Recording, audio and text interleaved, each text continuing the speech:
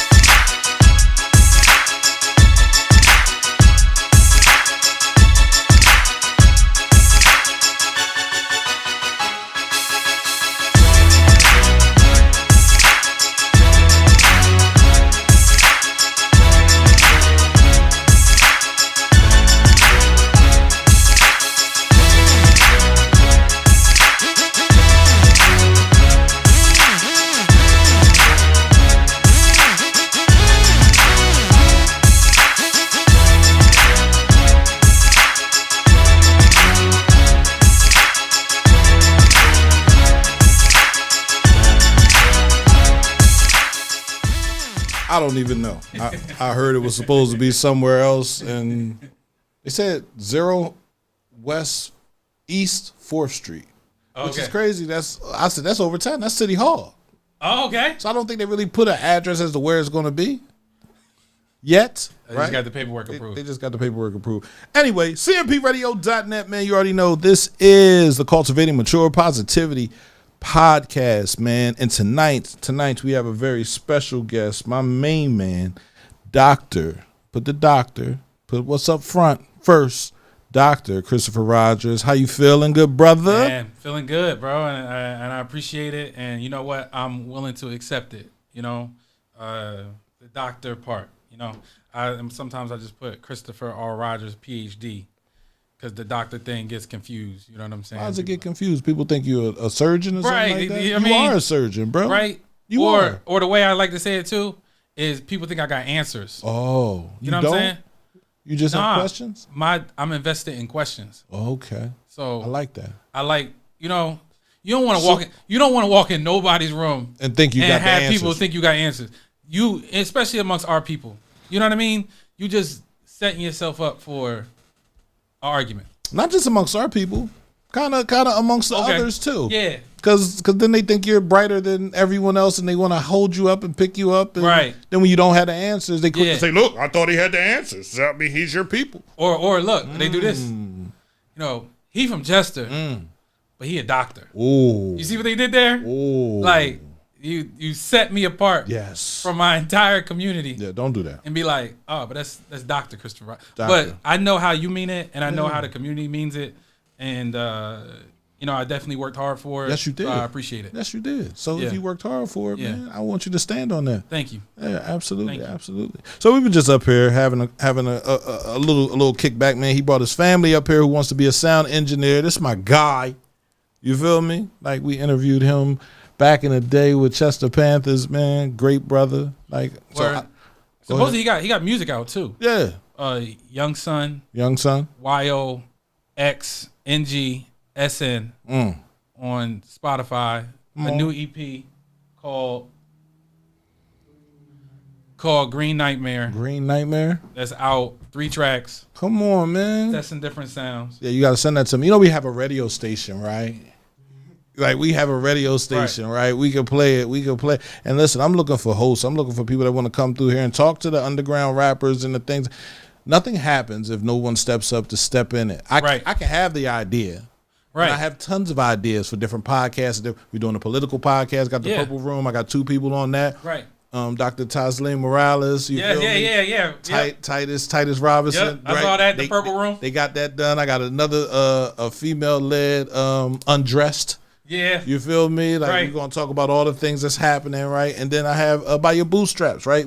These are podcasts that I've had in my head for years. Yeah. Wanted to do them, Right. but realized that I can't do it all.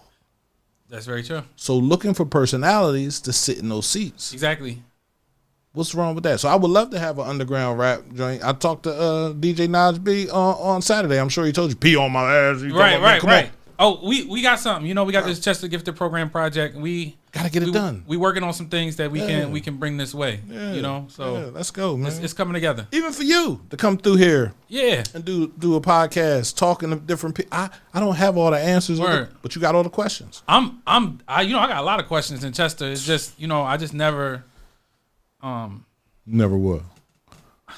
Yeah, see? I told you the story already. How I became a doctor. No, tell me. I was working in Chester, right? And I had questions, right? And I was just asking those questions, right? And they fired me. And I took those same questions, right, to the University of Pennsylvania, Ivy League school, top 5 graduate school of education in this country. Okay, you know what I mean? I took those same questions that I had in Chester, took it to the University of Pennsylvania, worked on them for 4.5 years, got a doctorate with distinction from an Ivy League university based on the questions I had when I was working here that nobody wanted to respond to. Because nobody had the answers. And your questions caused them to have to sit down. When you ask a question and somebody got to sit down on that, I'm like, oh, damn. Yeah, I don't. And they're not going to tell you they don't know, because they're just like, why are you in that position if you don't know? But it's funny how you can like, yo, what motivated you? Spite. You know, the community that I love was like, what are you talking about? I said, no, I'm telling you, I'm on to something. Right. Trust me. It's there. Like, let's think about this. Yes. There's people who have been asking this in different places, in different times, of like black communities who are being threatened by forces of, capitalism, white supremacy. We in a post-industrial age. All the waterfront industry is gone. We talking about how do we build a city from that, while keeping the people who made this city whole. Are we interested in that? Not just keeping the people who made the city whole, but keeping the people who were a product of funding another part of outside. Everything that Chester creates that's good helps Delaware County.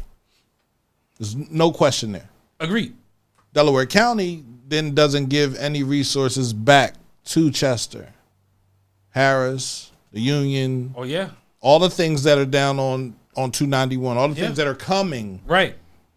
So it's like. Well, except that Dunkin' Donuts. Don't throw the Dunkin'. We got to celebrate. We got iced coffee. We got glazed. We got Boston cream.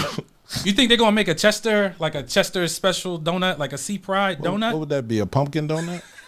During homecoming? I love pumpkin donuts. We should actually make this a contest in school. Yes, we should. Let's design. Stop playing. Let's design. I gotta think. I got a doctorate. I got some ideas. I know you do. We can make a Sea Pride donut. A Sea Pride donut. Fred Green posted about it. Let's talk to Fred Green. Let's put it in the council proposal. Development. We need a Chester shelf at Dunkin' Donuts. Oh man, you're trouble. What you talking about? God. We gonna do it every time. I'm just be saying my thoughts. Man, say your thoughts. Man. Icebreakers, man. We're gonna do Fast 6 with Dr. Christopher Rogers. One word that describes Chester. One word. One word that describes Chester. To you. Real.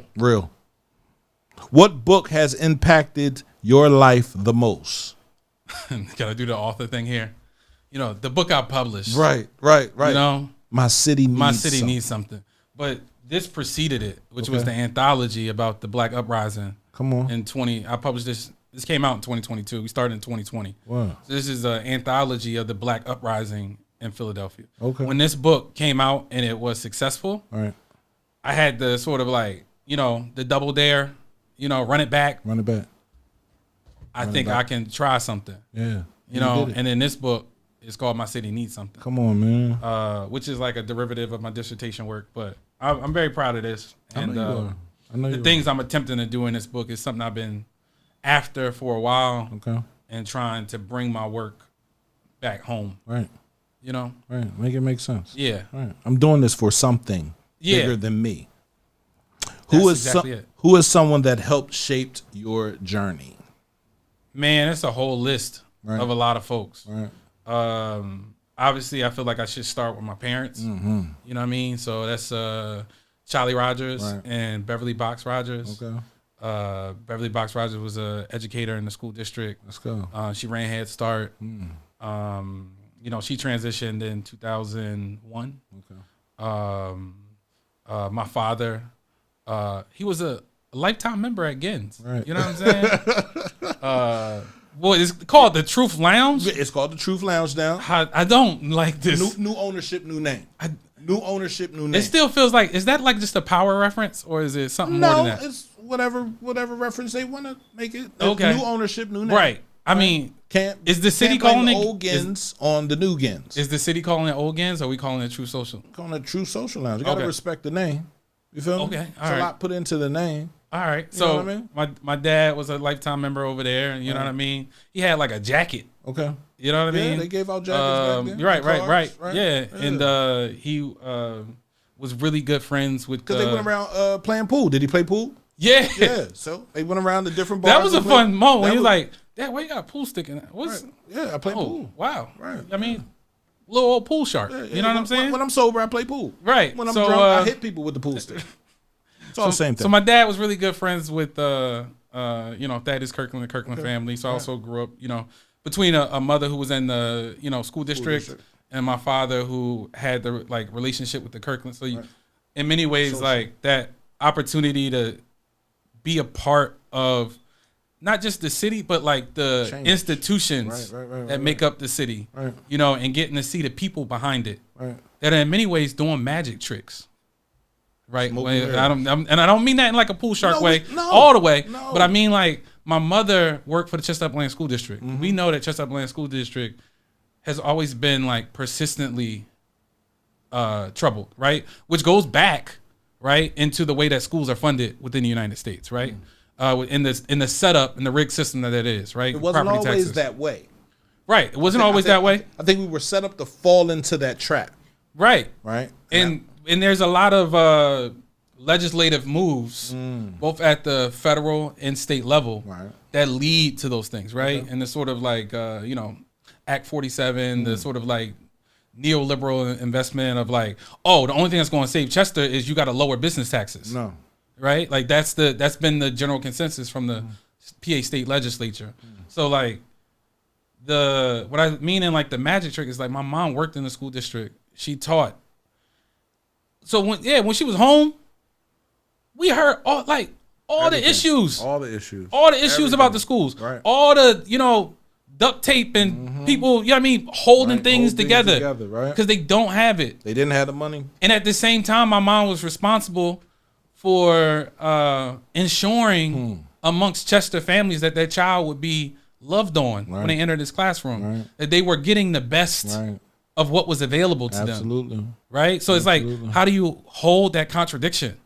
You hold that contradiction just by holding it. Because there are gaps in every school district throughout America, throughout the world. Right. There are just people that stand in those gaps correctly. Right. They don't stand in and want to pop their head up look what I'm doing. Right. They sit in the gap and they allow people to step over top of them to get to the next level.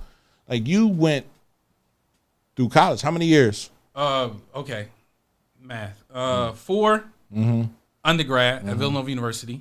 Shout out to the Villanova Knicks. Yes. Then I started at Cheney. I started my master's at Cheney. Right. And you said I was trouble. Right. I felt like I was trouble. Right. We got into a little back and forth. I was like, you know what? I'm gonna put this application into the University of Pennsylvania. Right. So then I finished So I did a year at Cheney, transferred to the University of Pennsylvania, did a year and a half there and got my master's. Okay. 5 years later, I get fired from Chester. I'm like, man, the only job that people appreciate me for was when I was in school. And I was like good. Right. And I could write about, you know what I mean? Right. So I had this idea like, yo, I'm going to go back to school and I'm going to write. Because I feel like I can own what I write about. And like, nobody's going to bother me. And I won't get into these arguments again. Now, 50% true. You still get into the arguments. Right. But now you have something to lean back on. Right. So then I did 5 years. I got something you don't have. I wrote a book. I wrote 2 of them. Right. So then 2018 and 2023, I'm back at the University of Pennsylvania and I did 5 years. Came out of that with my doctorate. Okay. All right. And I'm done study now, but I teach at Haverford College. You teach? Right. So I teach at Haverford College. This is my 3rd year coming up. Wow. So. How does that feel? Which part? Teaching. You think that was something that your mom gave to you, right? I think we all have gifts that our parents give to us. Yeah, right? I think in a roundabout way, yes. Right. I would say the students are different though. The students are different, and I'm in a different ball game. Right. You know what I mean in terms of like a liberal arts college. Would you ever the tuition just went above $100,000? Crazy. But they do. There's scholarships if your family makes $200,000 or less than $200,000 or something like that. It's like income based payment. I think something like that for those who they accept, and it's not really a lot of people they accept. But I'll say teaching. One of the things I had to learn about teaching, and it doesn't really start from Haverford College. It starts when I was substitute teaching. So after I graduated Villanova, I started substitute teaching in Delaware County, Chestnut Lane School District, William Penn School District, and what I learned is you can't manage 30 children. No, you can't. You can't. You tried. You go in there thinking that you're going like, oh, wow, yeah, blah, blah, blah, da, da, da. You can't do that. No, you can't. Only thing you can do is learn how to relate and learn how to respond. And what is that? That has very little to do with the folks outside of yourself and much more to do with you understanding yourself. Yes. So the gift of teaching is recognizing that what you see in front of you, and I think we kind of spoke about this, when we was just building up, like, oh, somebody stole something? Yeah. I remember when I stole something. What was going through my mind? What got me going on that? Right. So let me talk to you, because this when I was doing that, this is what I went through. Right. Is that how you thinking about it? Right. And let me tell you where I went wrong. Like I went left on this, and you don't have to go this way. Like there's other possibilities. So it's like relating, trying your best to relate. When you're working with young people, is also encourage you to remember your own childhood, your youth, and as June Jordan says, one of my favorite people, a poet, right? It's also remembering what you just learned last year. Wow, you know what I mean? So I was teaching after my mom died. I quit both my jobs. Right, I was I guess I was soul searching. Got you. Trying to figure out what I really wanted to do. Yeah. A job popped up, teaching podcasting in the school. Word. I have never taught during actual school. Yeah. I go in summer camp, after school, cool. But now I'm really teaching. Right. And with all the grief I was dealing with from what happened in 2024, I'm started the job in 2024. Yes. And it was like, oh man, I had to find parts of myself in the kids. Yes. You know what I mean? To be able to relate to them so they could relate to me, to what I was telling them and giving them power, telling them how powerful they are with their voice. Yes. Telling them that you guys control the school. Right. It's like, I want people to understand, right? Whenever you're in a group of people who don't know how powerful they are, you sit down with them and just sit, and you don't feel powerful. Oh my God. But once one person realizes how powerful they are as a group, it's over. Oh no, we questioning this, we questioning that. What's going on over here? And the thing is, that power is something that's like is present, and the young people don't understand it. No, they don't. You know what I mean? They don't. It's like you gotta understand that they are so scared Yes, they of are. y'all Right. that they have all like this multi-million-dollar camera system. They are refreshing the metal detectors. They have hired security. They got the police on dial because they are so nervous about black youth. Yes. Why? Why? Why? They know something we have yet to realize. Yeah, and it works the other way too. Like another story I think I might have mentioned it in his book, or I remember talking to people about it, is like, I also remember I went to Chester High. Right. I know the feeling of like, we can make this teacher quit. Boy. We can. Oh, no, I saw the teacher. Right. Quit. You know what I mean? You cherish it. Like, First day of the high school, I'm sitting up front. I'm in Spanish class, and a can of Hawaiian Punch come flying past my. Now, this is my first day in Chester High. right. I went to Holy Ghost K through 8th grade. Yeah. I received a scholarship the year before to go to Malvern Prep, 75% paid. So Yeah. I was a bookworm. I was a nerd. I was a dork. I was a geek. I was Right. all those things. Right. But watching that can fly past my face and hit the teacher in the head, and her head hit the chalkboard, and her. Oh, okay. Yeah. Well, this shit is real. Yeah. You understand what I'm saying? Right. Like, and then the laughter that came from that. Not the concern, the laughter. Yeah. Right. Oh yeah, I'm done. Yeah. Yeah. I'm not. You're right. I don't want to be a nerd, a dork, a geek anymore. I'm hanging out with the thugs. And it's like that like you said, like the laughter versus the concern. I had this moment no more than about 6 months ago when I'm up in Strawberry Mansion. We're doing this teen program, and the young folks, they just, like somebody went to ask a question. Mm-hmm. The brother has a question. He says, 7th grade, like, hey, I gotta ask, and the people like start laughing, and I'm like, hold on, What's so funny? what's so funny? Tell me, please. And so now they like, I'm like, see, but you know what it is though, bro? It's like your body, right?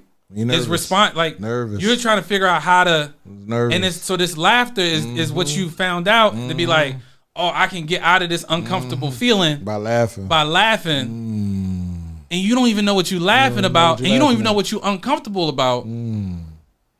So let's dissect that. Let's But sit if you on want that. to, if that's with me though, I'm like, want to be like, we could talk about that. We need though. to talk about that. I Because need y'all to what wanna talk I feel about like that. you saw was somebody being sincere, And you don't like sincerity. and you don't know how to hold that. That What? don't That's sound like, right. yo, you care? Like, Why we would not you care? supposed to be caring. We're not supposed to be We indoors, black boys. around other people. We black boys. We No. nah. You don't care.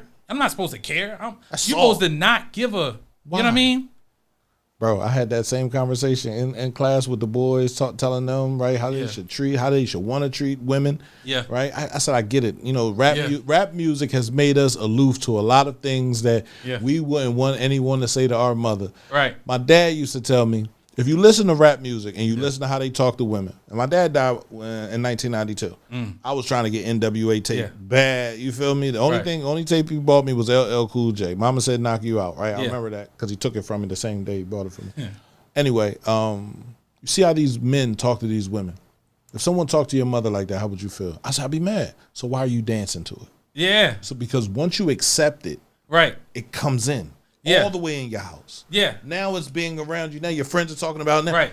it's going to be 20 years before you realize just how slow you are behaving. Right. And you want to put a stop to it. But guess what?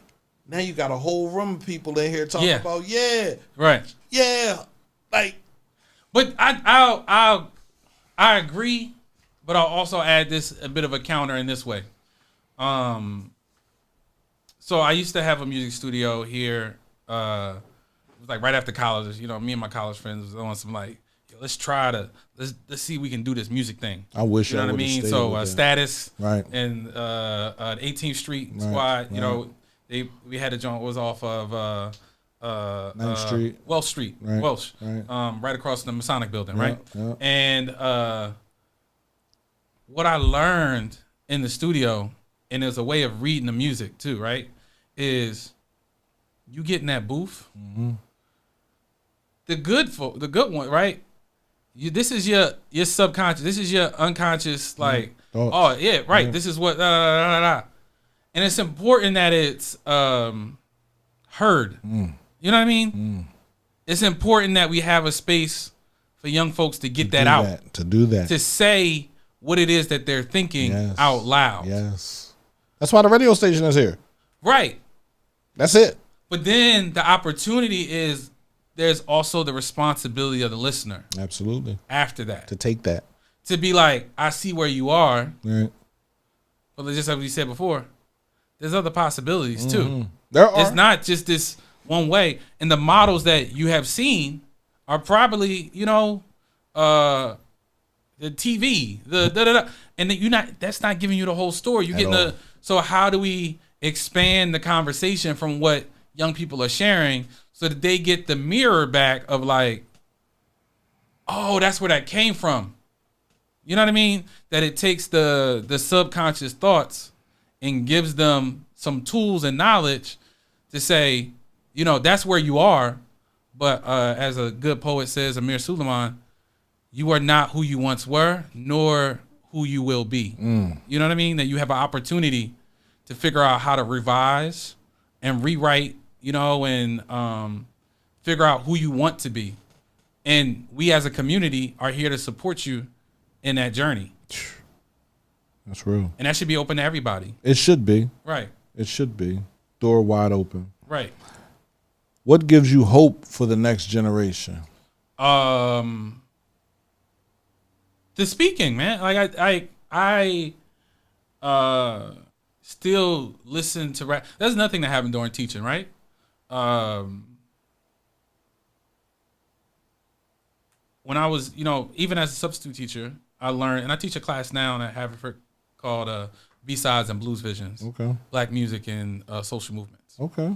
And the course is how analyzing sort of like music for its sort of like cultural conversation. Like, what is it sort of like speaking to? How does it relate? Like, how does Kendrick Lamar's Good Kid, Mad City tell you about the story of Compton in the 80s and 90s into the early 2000s, right? How do you sort of like read the music and see like, all right, yeah, he's talking about the county building. Right. The county building, okay, now we talking about the welfare program. Now you got to talk about in the 90s and what they did with the welfare to work program and how they, cut off acts and like, what does that do, right? So now you have children who are trying to figure out, damn, my mom we ain't comfortable no more. Right. We got to figure out how to get to it. Right.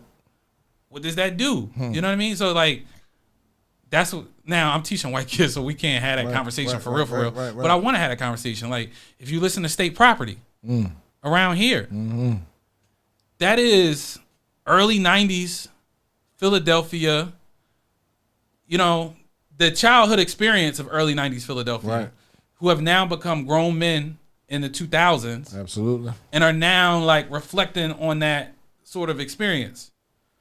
So in the same way, I listen to today's rap and realize that this is what you had to deal with. This is what you had to deal with.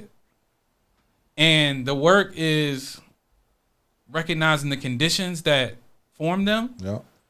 We got to make changes in those conditions if we want the music to change. Yes. Because if those conditions don't change, the music is going to continue to be the same. It'll get worse. So what are the systems, and habits and cultural practices and community institutions that we're building that would allow our young people to be able to see a different tomorrow. Right. And I think like if you listen to the music, you hear all those things within it. Yeah. You are an author. Thank you. All right. A very good one, Word. I might add. I appreciate that. I'm happy to call you friend, brother. When I started the radio station, the first time I ever met you was when you came through Keys for Success. Yeah. JR Kicks. Right. You feel me? And when you got to talking, I was just sitting there and listening. I was like, yo. And I told you after, I was like, man, like, I need you to come back. Yeah, I appreciate that. You know what I mean? I was kind of drawing those early. I'll be honest. I was like, because I was in the comments of the radio, and I was like, oh, you got to read this article. Right. because y'all talking about it, but there's like data here. Yeah. You know what I mean? And I was annoying a bit Right. early because I was always trying to be like, hey y'all, there's a prehistory here. I need to know that information. Right. So I was talking to somebody today, and they was like, you need to tell the city what's happening in the city, and I said that's hard for me to do. Yeah. Because every story has another side. Yep. And then that side has another side. Yep. So there's 3 sides. Yep. So I don't want to tell any. I don't want to be like ABC saying, yeah, today, and that's not what I want to give accountability to our community. Right. Say this happened because of this. Right. How do we stop that from Yes. happening so this doesn't happen? Right. Because stopping this from happening will stop Right. that from happening, and also stop that from happening down the road. Right. When I went in and I told people this, they were looking at me like I was crazy. Yeah. Like, how you know that? What do you mean? I grew up in this city. Right. I know this city. And I didn't come from a bad family. I Right. didn't come from a bad area. Right. My family was very well, they provided for me very Yeah. well. I came from abundance where my friends didn't really have all that. Yeah. Right? Grandmother, mother, aunt, cousins, everybody was working, you feel me? Right. Cousins were judges, Right. cousins were state reps. Yes. You understand what I'm saying? Like, so for me, understanding what I saw, I wanted to be a part of that. Right. I wanted to run outside, Yeah. but I really knew better. You know what I mean? Yeah. So it's like being a part of this is not what I really want. So changing my life and understanding that I had to give more to the community is where the radio station came from. Because I Yeah. always wanted to be on radio. I want to talk about sports, Right. right? Right. Or I wanted to do an R&B show. Yeah. I didn't necessarily want to talk about what was really happening in our community. Right. But we had to. Yeah. We had to wake people up. Right. We had to hold people accountable. And when you came through, it just blew my mind. I was like, damn, we got people that grew up in this city, that come from this city, that understand what they see. Why isn't he talking more? And I came to you and I said, bro, I need you to do a podcast. Yeah. Just you coming up here and holding us accountable. Oh, I appreciate that. Never- One, I should just say from a personal history standpoint, my senior project at Chester High School was an internet-based radio station. It was actually when Live 365 had just launched, Well, right? And you know already, so in Chester High, you turn that corner, that room before the library on the right-hand side was designed to be a TV studio inside Chester High School. You know, did it ever operate as such? I do not know. But when I was there in the early 2000s, it was just a storage room. right, that's it. It was a storage room. It had, But when I was in there in 97, it had things on the wall. okay, Like I was interested in doing that as Right. well. but the Chester High had the potential for closed circuit television. Yes, they did. They got You know the what I'm saying? antenna on the school. I don't think a lot of people knew that. I'm trying to ask them, what's up with that? Right. I've had meetings, I've had conversations like, what's up with this antenna on the school? Yeah. What does that antenna do? You feel me? Well, we don't really know. Well, why can't we don't find really out? know. Why can't we find out Yes. what it does? Yeah. Now, since new people have taken over, I Right. haven't really had that conversation. But before, I was over there asking the question. Yeah. Like, the radio station first started, Right. 2017, 2016, I was asking, what is that about? So my project as a senior in high school was to start a radio station at Chester High for the city of Chester. I wrote the whole business plan. I was in gifted education. You know what I'm saying? But I always felt like I was always after rigor or a challenge. Because I was in gifted education since like first grade, which meant that like the classes work was never my work, which puts you in a weird, very isolating place as a young person. Because you're like, what? I already And then, know right? this. So I wrote a whole essay that I put out, that was like, in fourth grade, I got sent home with a note to my mom because I told the teacher I hate reading. Right. Miss Lunsford over at Stetson, right? And the reason was like, my work was already done. Right. So she would just be like, go get a book and read something. I'm like, yo, why I always gotta be by myself? Right. Why can't I just like Be around the people. Be around the people. Right. Let me No. help them. Go Let do me something. tutor somebody. Da, Like, da, da, da. allow me to build my social skills up. So my senior project, by the time I get going on this sort of like business plan, and I'm working with Miss Glover, the counselor who's over there. Yes, love Ms. Glover. And she's like, yo, you gotta send this off. And she had big dreams. She was like, yo, you should write the Oprah. Yes, you should. You got to write the Oprah about this. You know what I mean? I'm like, oh, what? Okay, I don't know. Da, da, da. I wrote the Oprah. I wrote the Power 99. I wrote to what was it 103.9 at the time? You know what I mean? To be like, this is what I'm trying to figure this thing out. You know, is there any way y'all can help me? You know, and Power 99 responded. The Hot Boys, they responded. Miss Glover, bless her, like she was able to get us a Chest Upland School District bus where we left. You know what I mean? It was me, G Diddy, Naj, maybe about 7, 8, 9 of us. Right? We left from Chester to go to Power 99 to be part of a night of Hot Boys on the radio. Come on, man. You know what I'm saying? And I imagined that whole, like, wrote it up, made the plan, da da da da. You know, and this is me, but you know how everybody else was, right? Like, I'm just gonna go to Michael Jordan. I'm doing a Michael Jordan joint. No, you know what I mean? No. I want to touch something, right? I want to touch something because that's how powerful your imagination is. Oh, thank you. That's another thing that I tell people when I'm teaching the kids. Your imagination will guide you to places that you didn't even know were possible. Right. And you'll end up there and you'll be like, damn, I really did that shit. Yeah. I'm living in that right now. Yeah. Right? Starting a radio station without any experience, without knowing how to do any of this stuff. I had to invest and put myself in this room. Right. Nobody else wanted to put me in this room. Nobody else wanted to give me the information. Right. Nobody else wanted to partner. Right. You feel me? Like, no, this is going to work. Yeah. It's going to work because I want it to work. Yeah. Because I see it working not just for me. Right.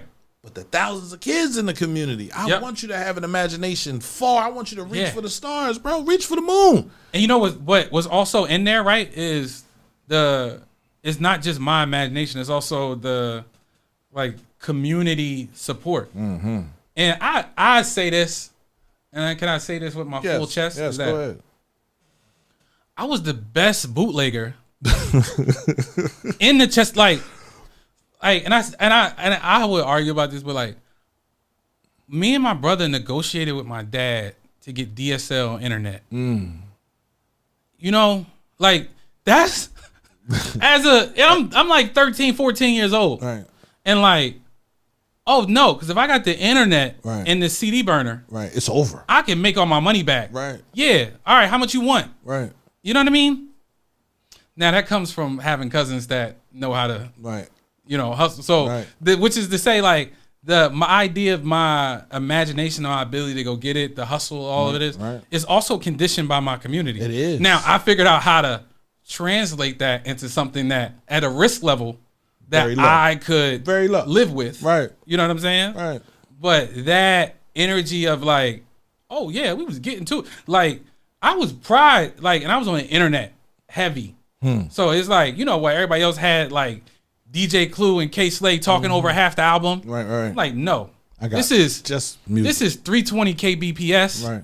This is a group where, like, this is clean. Like, you put this in your car, the names of the songs is gonna come up. Ooh. Like, this is not like your regular everyday bootleg. So it got to the point where I'm in high school, and I wrote about this too, of like, I'm going over town and being like, hold up, you ain't got this yet? You ain't got here for $15. Because I know you gonna make like a. I can't go to all the hoods. You know, G Diddy was a good. I was like, yo, I can't. I'm not going to the West Side. I don't know how that work over there. I live in Sun Hill. Right. You know what I'm saying? So you got to come to me. But I can make sure that you got what you need so you can go out and get your money. Yeah. And so basically, I was the supplier of the bootleggers. Right. That's real. Because I understood the internet. Right. That's what it takes. At a time where everybody else was waiting to like, oh, you need this to be able to, you know, duplicate that. Nah, just download that, man. Right. How you doing that? How you doing that? Right. I was doing ringtones. It got so good that I had to teach other people how to do ringtones. I was like, I want my time back. No time. I want my time back. No time. You know how crazy it is? But you weren't really concerned about the money. Right. It was more like figuring the thing out. Right, you know what I mean? Right. And at the time, it was like, yo, I'm here putting, you know, Yin Yang Twins, the Whisper song, on a 12-year-old's phone. Mm-hmm. What am I doing? Right. Hey, little mama, let me whisper. hey. Well, no. No, that should Right. not be like. No, I want the uncensored. No, I'm not. I don't feel good about this anymore. I'm done. I'm done. I tap out. So like the computer, you know, and I was that kid too. You know, you go over to your cousin's house and like, oh, you gonna be on the computer, huh? Right. What you home? You just playing the games, Right. No. you know. And there's a good joke from Patrice O'Neal about that. I mean, he's like, man, you know, all the all the thugs, if you will, Right. they missed all their good learning how to type years. Boy. So now, in this era, you want to hear like TRO. Because you know what I mean? You was like, oh, you too cool for that. You Right. You was da-da-da. I was one. Right, Listen, you- never went to computer class. Computer shaboodra. What? I'm not going What? to computer class. I'm in the hall. I'm playing with the girls, doing all types of stuff. Now I'm like, damn, I should have really went to computer class. Right. Because that would have helped me understand how to do all this stuff. Now I need somebody to do all that stuff. Right. It's like, man, I had an opportunity, but I'm learning now. So, you know. and Meanwhile, I'm in Chester High and I'm telling like, yo, if you do Thursday's work and then you do Friday's work, just email it. I'll do today's work. We ain't got to do no more work for the rest of this week. That's me. Pay attention. You know what I'm saying? Pay attention. Able to find what you need, resource it out, or whatever the word is for that, and get it back to the people is important. Right. And you understand that. So you decided, number one, we're going to talk about this book. My City Needs Something. Okay. Right? So if no one knows anything about this book, right? This book is available for purchase right now. Where? Everywhere books are sold. You can get it online, it's Amazon. You can get it through Barnes & Noble. You can order it through Target if you wanted to. You can order it. The publisher is Common Notions. And you can get it direct from them, which is like a sort of like Radical Press. But it's available everywhere. And if you tell, you know, hopefully, please share with all the local bookstores and local places that they can, you know, bring one into the store. Because I think the cover is also pretty amazing. And I think when people see it, they'll, you know, it's a different kind of book. So, yeah, it's available everywhere. Tell people about it. Hopefully, we might be working on a little bookstore project in Chester a little bit, something. We'll figure it out. Coming soon. Got some emails out there, you know. We have enough properties. Right. We have enough properties. Because we got, the only one I'm aware of is Mija Books in the Chester Marketplace. Chester Marketplace. But that's more like I mean, what it serves is like a used bookstore. You know what I'm saying? And they were in the Tri-State Mall. They were in the Tri-State Mall. They were in the Tri-State Mall. Yeah, I remember that era. That was great. And they were, that's where I got most of my books, you know, to send to my brothers that was locked up. You feel me? Right. He can send them straight to him, buy the books. He need this book. He need to read this book. And also that's where books came to me when I was locked up. Yeah. So understanding that we need a bookstore. We do need a bookstore. Right? Just like in Philly. Philly has tons of bookstores, right? But name a few of the bookstores, because I think so I work at Hakeem's bookstore, right, which is the oldest black bookstore on the East Coast. Right. Only second to Marcus Books out of Oakland. Okay. And that's my home base, 52nd Street. Yes. It has a historical marker in front of it, Yes. which acknowledges, you talk about power, it acknowledges how the FBI sent agents to that store throughout the 60s to be like, what is these things reading? We need to know. We need to know. Right. And that's how listen. So, and that's fear. That's the store tradition that I come out of, but there's also Uncle Bobby's in Germantown, which Mark Lamont Hill is helped start.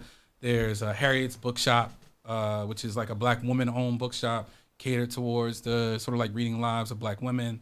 And those are just like the black ones. There's a couple more too. But then there's like a whole sort of like independent bookstores. I mean, there's a whole story there too, bro, about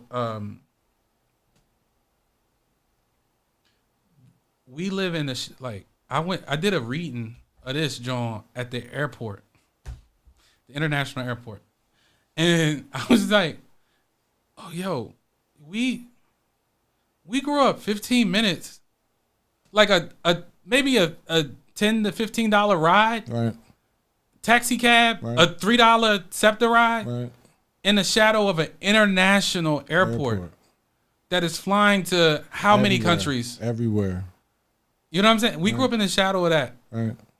And I love the fact that we hold so close to home. Right. But it's also something about like being able the to leave. metro region Right. has a lot of different things going on. Come on. And there's a lot of Chester involved in it. You know, I talk that stuff when I'm in Philly. But like, how do we also reclaim ourselves into a top 10 metro of the United States? We got to see ourselves in that way. You have to already see yourself there. Just like I saw myself in a radio station. Right. Just like you saw yourself as a doctor. Yeah. A book surgeon. Right.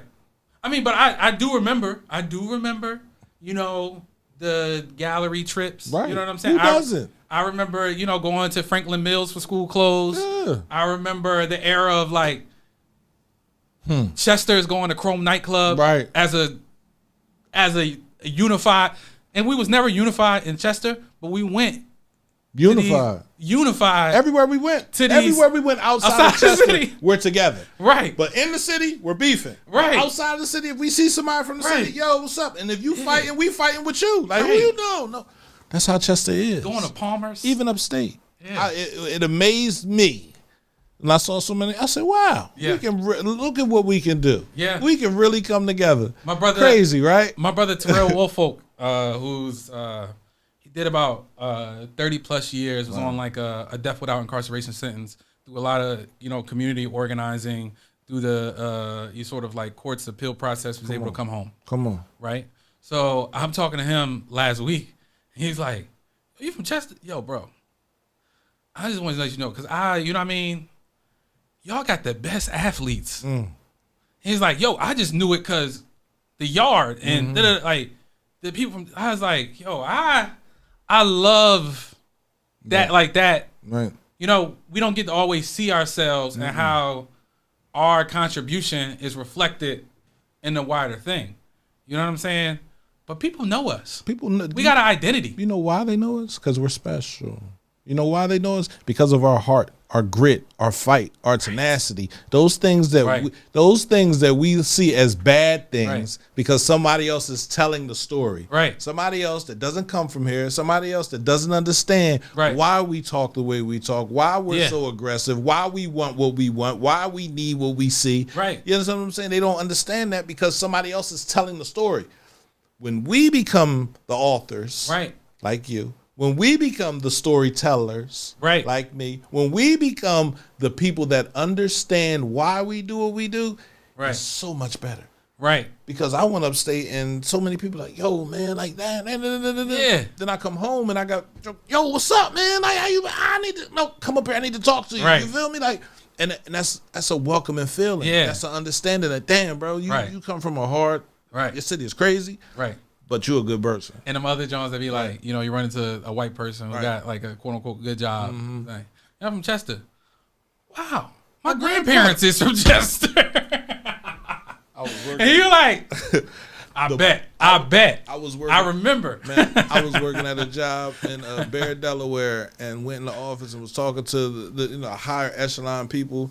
And he was like, yeah, my uncle's from Chester. My godmother's from Chester. My grandfather's from Yeah. I was like, yeah, and y'all all left. And y'all all graduated from Chester High. And y'all don't come back and give no money to Chester High. How are you an alumni of Chester High? Yeah. And you don't come back and pour no money back in. But if you graduated from Ridley, you're pouring money back in. You graduate from Swarthmore or Springfield, you're pouring money back in.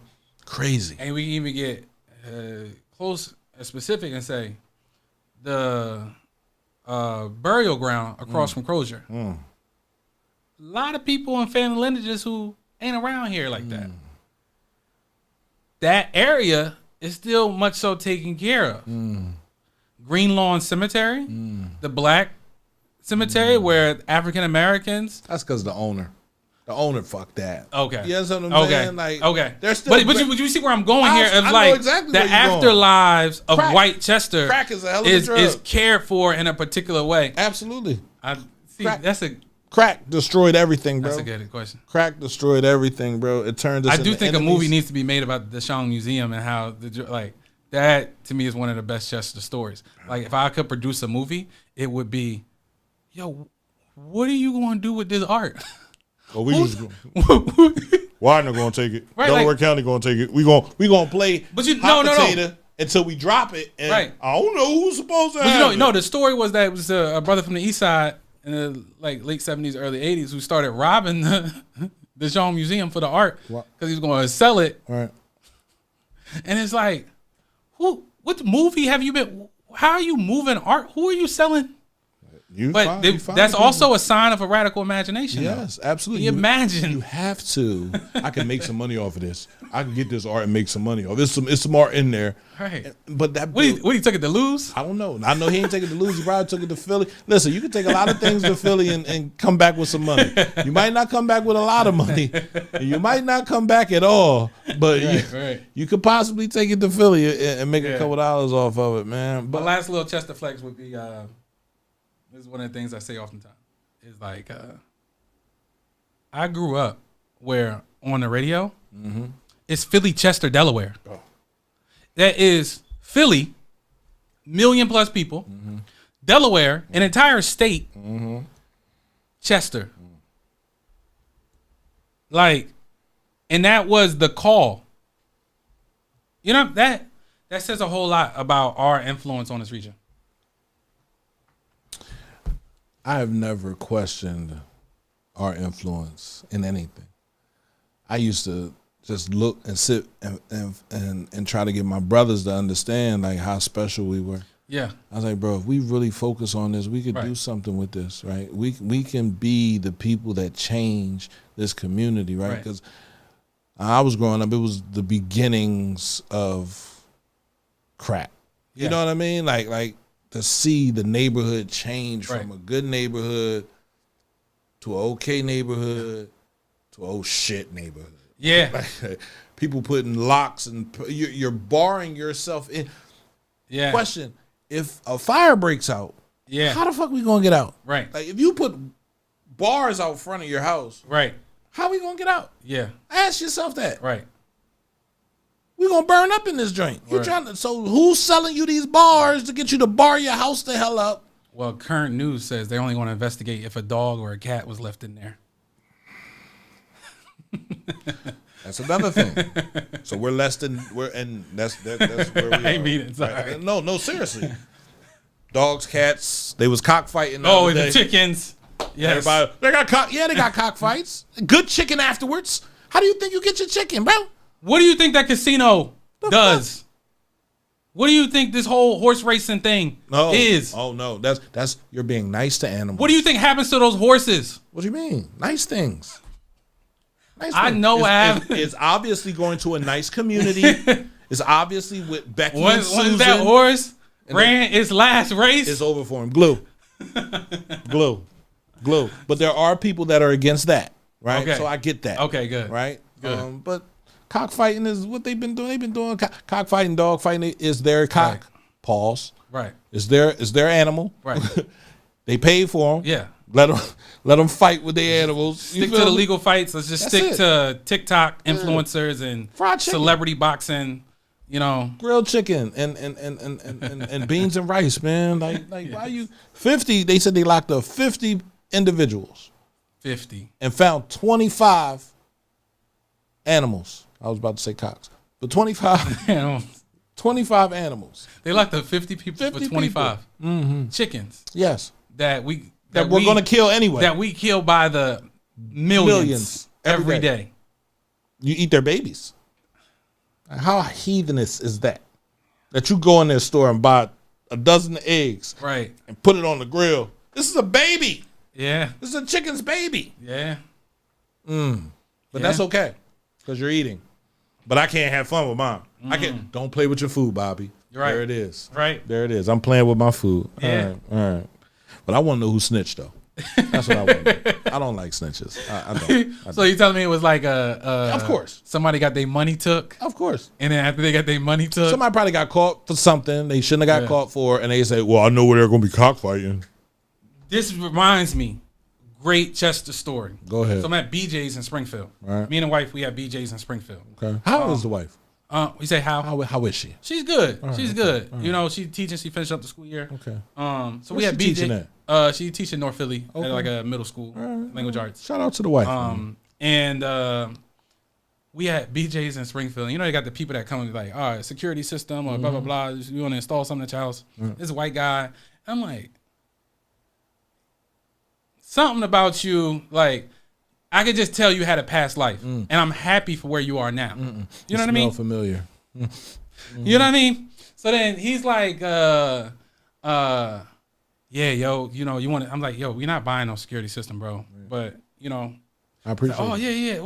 Well, you know, and he's trying to make like a little small talk. I'm like, I don't know, bro, I'm from Chester. Right. Oh, you're from Chester? Oh, man. Oh, well, I don't like that place. I'm like, what you mean? You know, I used to go down there when I was younger. So now he's like, oh, I don't like that place. You know, last time I was there, somebody pulled a gun on me. Yeah. Well, what Said, are you whoa. doing? So then I go, whoa, slow down. Like what happened? Well, you know, I was looking for the all right, stuff. So I was looking, you know what I mean? I was trying to, you know, and you know, and so I had the money. And I said, what you just did there told me exactly the story of what happened. You came to Chester, Right. the cop, Came in the cop. and you trying to be funny with the money. And they pulled the gun on you. Yeah. And now you're like, and somehow you white man, right, who has just overcome and is now projecting that experience onto the whole city of Chester, when it was you who wanted the drugs. It was you who put was yourself in that whose situation. ethics Yeah. was off. Yeah. Not even your ethics don't even have to be off. You had a need for something. You had, but You put yourself, you said go there. Right. And you said play with the money. Right. You have to own that. Ownership. And what is happens key. when you play with the money in an illicit business that does not have, Nigga, I ain't playing like with you. they can't like report you to the Better Business Bureau. Bro. They got to handle that right there. Right there. And now all of a sudden it's like, oh, how can they be so dangerous? You was playing. Did you get shot? My question is always, did you die? Right. And if you didn't die, Right. then it was a good experience. You feel me? Because there are a lot of people that die for Right. less. You feel me? I tell people that shit all the time. Did you die? So why are you mad? What did you learn from that situation? Always with the what did you learn? Exactly. I got that from my dad. Yeah. Always asked me, even after he beat me. So Right. what did you learn from this situation? Yeah. That I shouldn't do that again. Gotcha. Absolutely. Let me not find that. Yeah. Okay? Word. Right. So my city needs something. What does your city need, bro? That's the entire. So that's the book is a tribute to P&B Rock. Okay. When I started working on my dissertation, the weekend I had booked a hotel room to begin writing my dissertation to get some, peace and quiet. Right. Was the week that P&B Rock was murdered. Oh wow.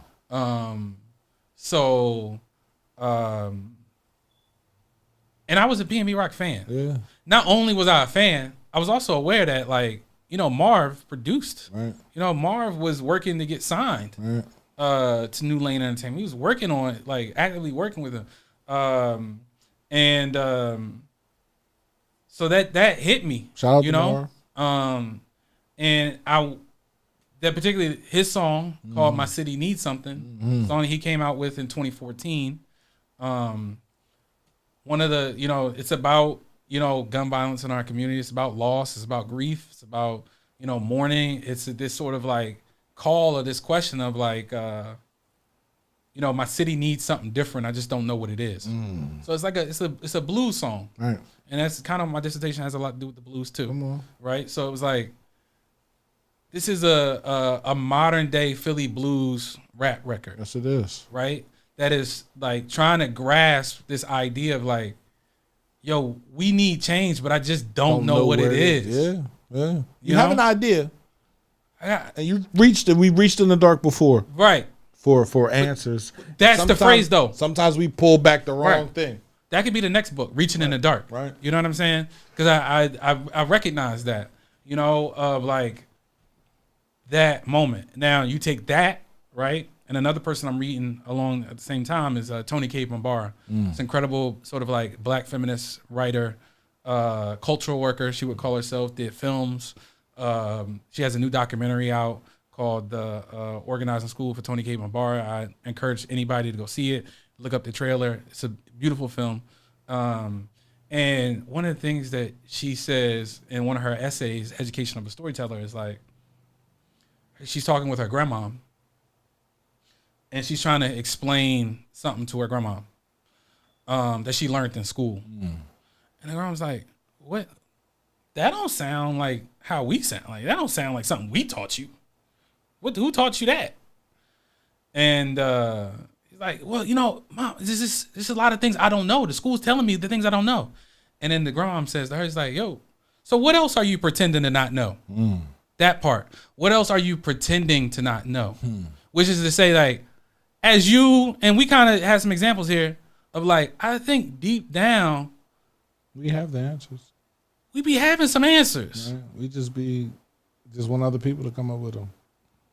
Why do we want other people to come up with them when we have the opportunity to dig deep within ourselves to find them? You don't want to be wrong, right? Because being wrong costs people lives.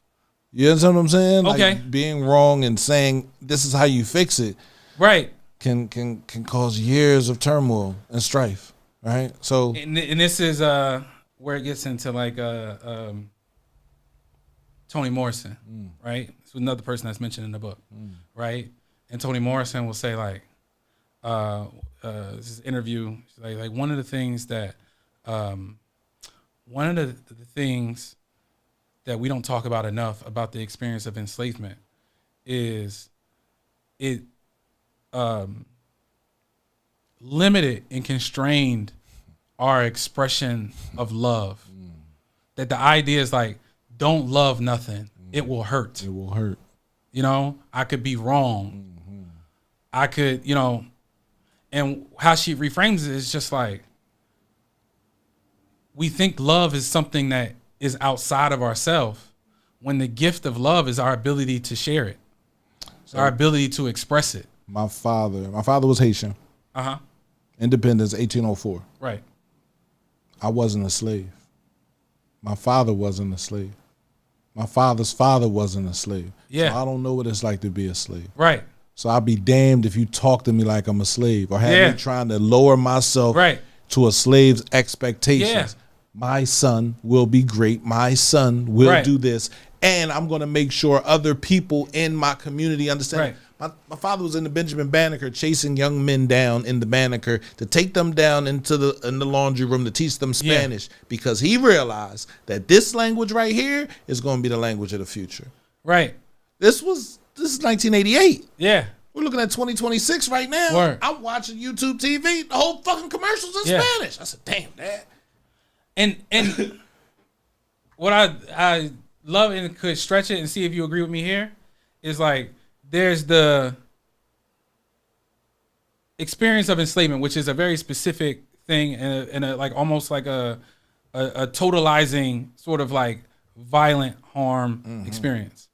That's also like colonization, yes, it is. Right? Which the Haitian people fought through and broke through for a moment, if you will, and then are now continually sort of striving to continue to undo the sort of like... It's hard to totally escape colonization when you don't have the resources to keep your shit together yourself. When you need to export, when you need to give, when you need people to give you, you feel me? It's hard to say we free and really walk with we free when you still need the same motherfucking enslavers. And that's where the book is trying to go, is like, how do we come back to living life on our terms? How do we define our lives on our terms? What is the language that we would use to define us? What is the sort of like striving in the world that we want to build? Not what we think we can win in, like, but are we taking time from an imagination standpoint to really come back and say, like, this is what I'm fighting for? No, they killed our imagination. But they sucked our imagination right from us. How much can we give them the power when we say they? When I say they, I'm talking about everything that they have formed against us, not just one particular person. Right.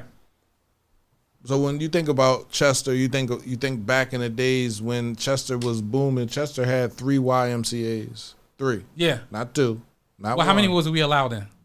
Probably one. Oh, we was allowed. Okay. Right?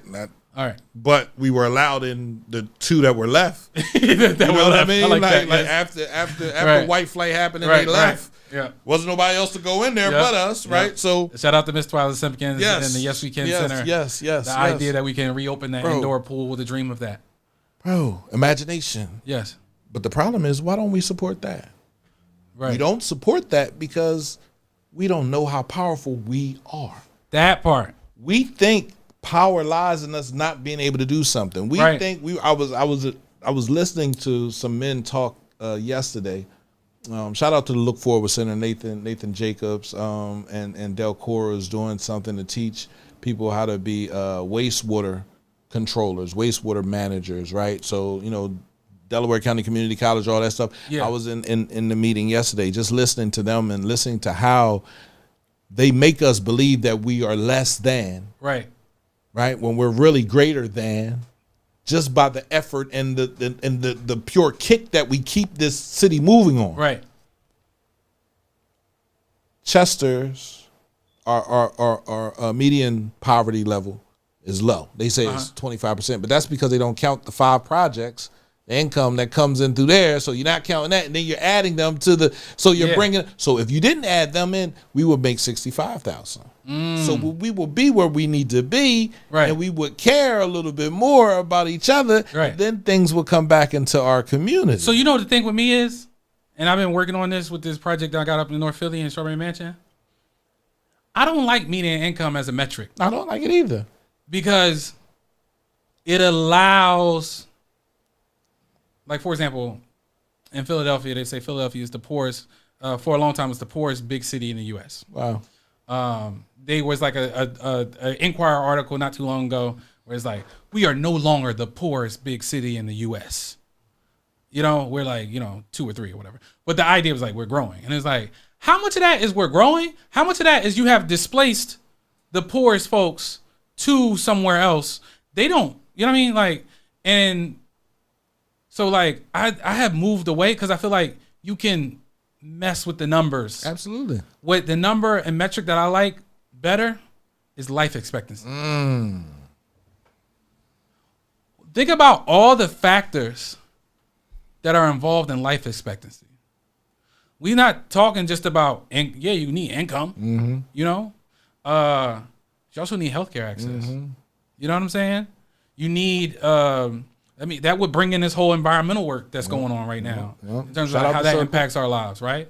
Like, I think life expectancy, and there's a ongoing, one of the things that I talk about, I wish, because I like, hey, I'm in the Ivy League. I know what white people be talking about. Right. I see the new reports. Right. I know what's coming, y'all. Hey, city council people, anybody, like, I want to talk to y'all about, they've been doing some innovations around like civic engagements, participation, metrics about how we define what a thriving city is. What does community safety look like? There's a lot of things out there. There's a lot of research back, stuff. There's a lot of best practices, some good evidence out there. But I'm a troublemaker. But I say that to say, like, I do think that we have to get beyond. One of the things that I'm struggling with now in that sort of like urban planning space, and if I was to flex a bit, Please flex. I wrote the community engagement strategy for the city planners of Philadelphia. So they're working on a 25-year plan of what Philadelphia is going to be in 25 years. I, alongside my friend Mia, as part of a contract, wrote the community engagement strategy for like, how do you work with the community to imagine themselves 25 years from now? They paid me a good amount of money for that. I bet they did. I would do it in Chester for free. All you gotta do is No, you need to be paid for that as well. But Like, I'm just saying, need to be paid like, for that these as are the well. things that I think about deeply. These are the things that should happen. These are the things that can happen. Right. But they can only happen when we put down all the finger pointing and the yelling and the fussing and the posturing. Everybody wants to posture like they're greater than someone else, when in all actuality, bro, we eating from the same trough, bro. Yeah. And if you don't agree with me, look down. Right. And you'll see where your feet are planted. Yeah. And if they're planted on the ground, bro, we're eating out Right. of the same trough. You feel me? So let's agree to disagree. And where I'm going with that is like to talk about like planning and whatnot is to understand that like I had to learn, I think I write about it in this book, is that the Chester that raised me, the Chester that I love, Right. is not City Hall. It never was. It never was. Right. It's more like Knife and Curling. Yes. It's more like Chester Biddy. Yes. It's more like Homecoming now. Yes. It's more like, you know what I mean? It's like when I feel like when we say Chester, when black folks say Chester, that's who we mean. Yes. Even the people that we arguing with is really that. Right. And it's important for us to understand that.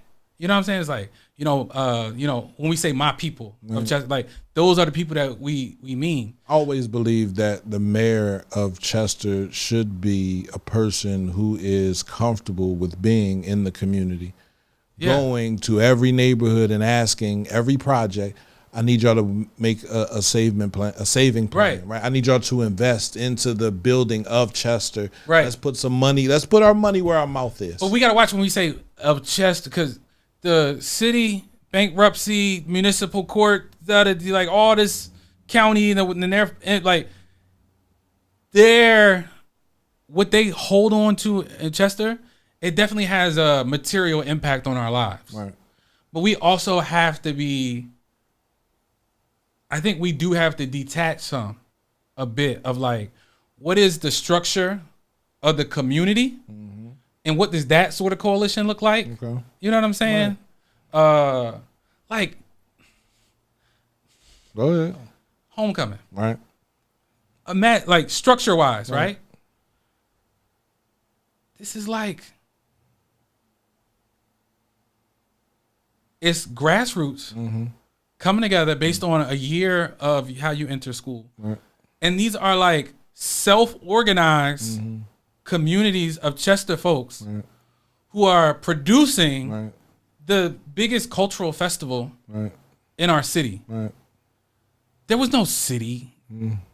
We just like, just stay out the way, kinda. Even the folks who work for the city was like, no, let's kind of keep a separation between. But there is the school district. This is the school district, Right, because it is the school. but we be in a parking lot. We be in a parking lot. But this is what I'm saying. There is you cannot have a party Right. and not acknowledge that the school is suffering. Yes. You know what I mean? So how can we as party goers Right. participate in rebuilding Yes. the A field Right. or rebuilding the school? Because when we disconnect and say, nah, I'm not giving that money, Right. or I'm not giving no money, Right. or I'm not doing nothing, that's kind of leading the story in the background that, shit, they don't care about it. If they don't care about it, why the fuck should we care about it? I guess the struggle I would have, and I would be more like, if anybody like to talk about it, was like, well, I think we also have to know who we are. Right. And we have to know what are the source of our own power, so that when we enter into those negotiations, you know what I'm saying, that we understand that they don't got the answers. You know what I'm saying? And that system is in many ways designed to keep us oppressed. So if that system is, and they say like they will never give you the education to sort of outdo the math. Like there's also something about that colonial based schooling system that is trying to reproduce the failing Chester. So it's like we also have to recognize that like we can think about how we need to change that system. Right. But if you take that system to its root and you think about the forces, like how long we've been in receivership, right? How many reforms of Chester Upland School District have been led by state actors from the outside telling us what needs to be done, and then it fails. And then there's no accountability from those actors about what happened. It's just we get into the same point finger game between us and say, oh, well, it was this administration, or it was this administration. It's like, no, the game was rigged from the beginning. Well, you can't see that. If you don't see that, if you don't have that kind of conversation to understand that it was never meant for us to win, it was just meant for us to keep it going until they built up all around us, and they said, "Yo, Chester is prime real estate. Right. Penn's Landing is right there. You know, now we got motherfuckers leaving for a cruise right down the street. Yeah. Like literally, you riding through the Delaware River, riding through Chester, you gonna go out into the Atlantic Ocean, and where you going? Wherever you want to go, right? Yeah. So as long as we continue to fuss and fight, then they will continue to steal the cake. But they leave the crumbs behind for us to fuss and fight some more.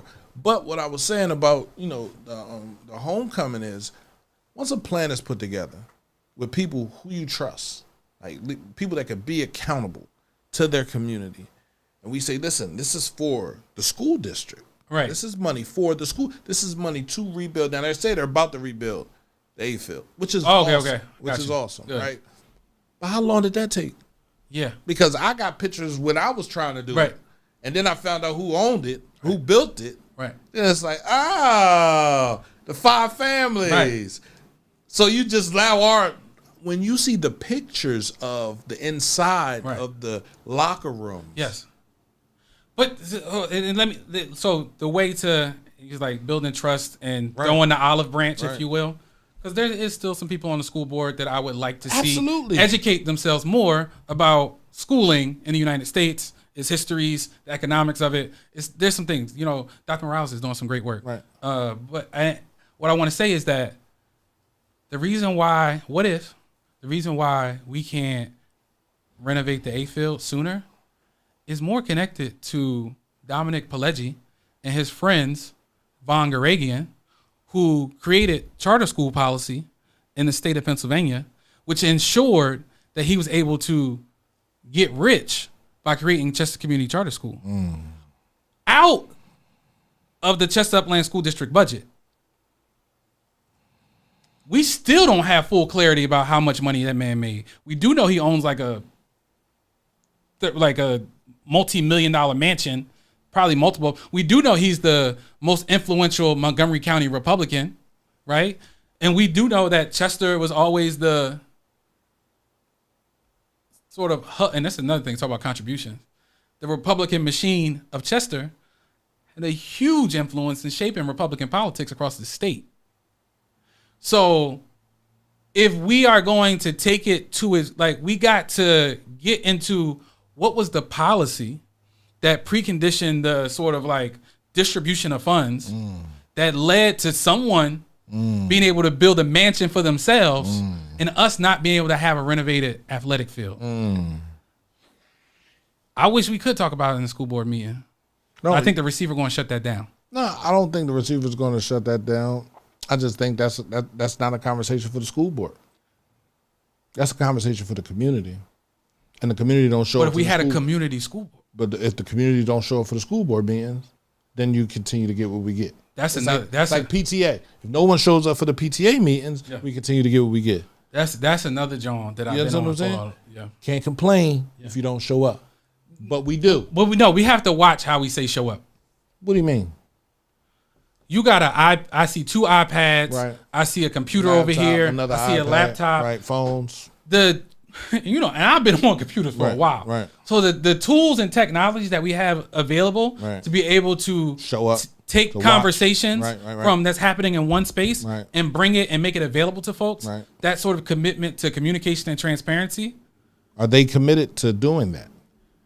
But that's the deeper question for me. Because we were but it's projected, and a lot of elected officials like to play the game on this of like, y'all don't show up. And it's like, a responsibility of creating a participatory government is part of your responsibility as an elected official. No, it's not. No, it's not. No, it's not. And I was talking. Shut up. You don't need to be in office. Yep. I said that. You don't need to be in office. If you don't feel like you should share, well, now I can't say anything about City Hall anymore because they share it now. Okay, good. But when the radio station first started, shout out to Tim Hudson. Yep. He was like, yo, man, we should be in there. We should be. I said, they're not going to let us in. Yeah. We had a meeting with Thaddeus Kirkland, who was the mayor at the time. I said, let us pull up the radio station and you explain what needs to happen.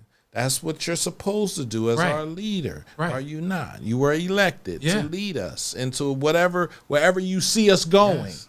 So you should be able to come and tell us what you're doing. Right. Without any. But this is. When you don't talk, it makes us question why you're not talking. It kind of sounds sketchy. and this could be another reason in which I was called a troublemaker and, you know, exiled from the city in some ways, would be, I think one of the fears, right, is they don't know. They don't know, and they're scared. To say What if the community finds out they don't know? Well, we already know they don't know. But what if we had the sort of like systems literacy, right, to be able to say, oh, when we elect the mayor or the council people, their role is to make these choices. You know, C.L.R. James, incredible, you know, Marxist, right. Trinidadian, you know what I mean, Black Jacobins, the Haitian Revolution. People should read his work. He says this thing like every cook can govern. Every cook. Which is to say, like, if our schools and we had a community practice of telling people like, oh, okay, yeah, the water authority, this is how it generates money, this is how it works. Then you would have a literacy amongst the people that would, and this I was talking to Jameer Caldwell about, right? Of like, people be like, yo, we complain too much. I say, I don't think we complain enough. I think that if we actually had if it was a conversation, allowed to be a conversation, we would get smarter. That's what strengthens everybody. But people are afraid of that because they're afraid of losing the power. And you got to, because now you got to be in the meeting. Now you got to actually like show evidence. Got to be stretched. You got to pull up the spreadsheet. Got to be stretched. You got to like, I need to see what policies that refer to. What's the precedent there? Are you growing while in the seat? Are you growing? I need to see results. Come on. Don't just give me a cold drive. No, they will. They'll give you a cold drive. Don't get on the mic and say I love the schools. No. Tell me about what policies that you're like actually doing. Tell me about the economics of the piece. You know? And I say that in a bipartisan, nonpartisan, all the partisan ways. I'm not picking a party. Right. I say we should be moving for the betterment of all. Thanks. Not the betterment of red or blue or green or white. The betterment of all. Right. Because we all breathe in the same air. Yep. And we all shit in the same toilet. Not the same toilet, but we. Yeah. I give. Well, I mean, if you talk about our wastewater treatment system, it's kind of, you know. Shout out to Delcora, right? Doing great things in the community. And we breathe the same polluted air from sorry. Well, why would you do that? Why do you do what? We just gotta be honest, bro. I got a circle shirt on, bro. I mean, shout out to CNPRadio.net sponsor, ReWorld. No. How about that, right? How people feel about. I mean, they've been funding the environmental partnership for a very long time. The idea of the little environmental programs we have is because, I don't know, probably some settlement or some corporate responsibility measure. Never thinking it would get to this point where it's at right now. With Philadelphia really deciding or thinking about pulling their contract from them. Right. That would hurt them. Yeah. Right? And then that would set precedents for other people to do the same thing, right? Here you have a community that has been being poisoned since 1992.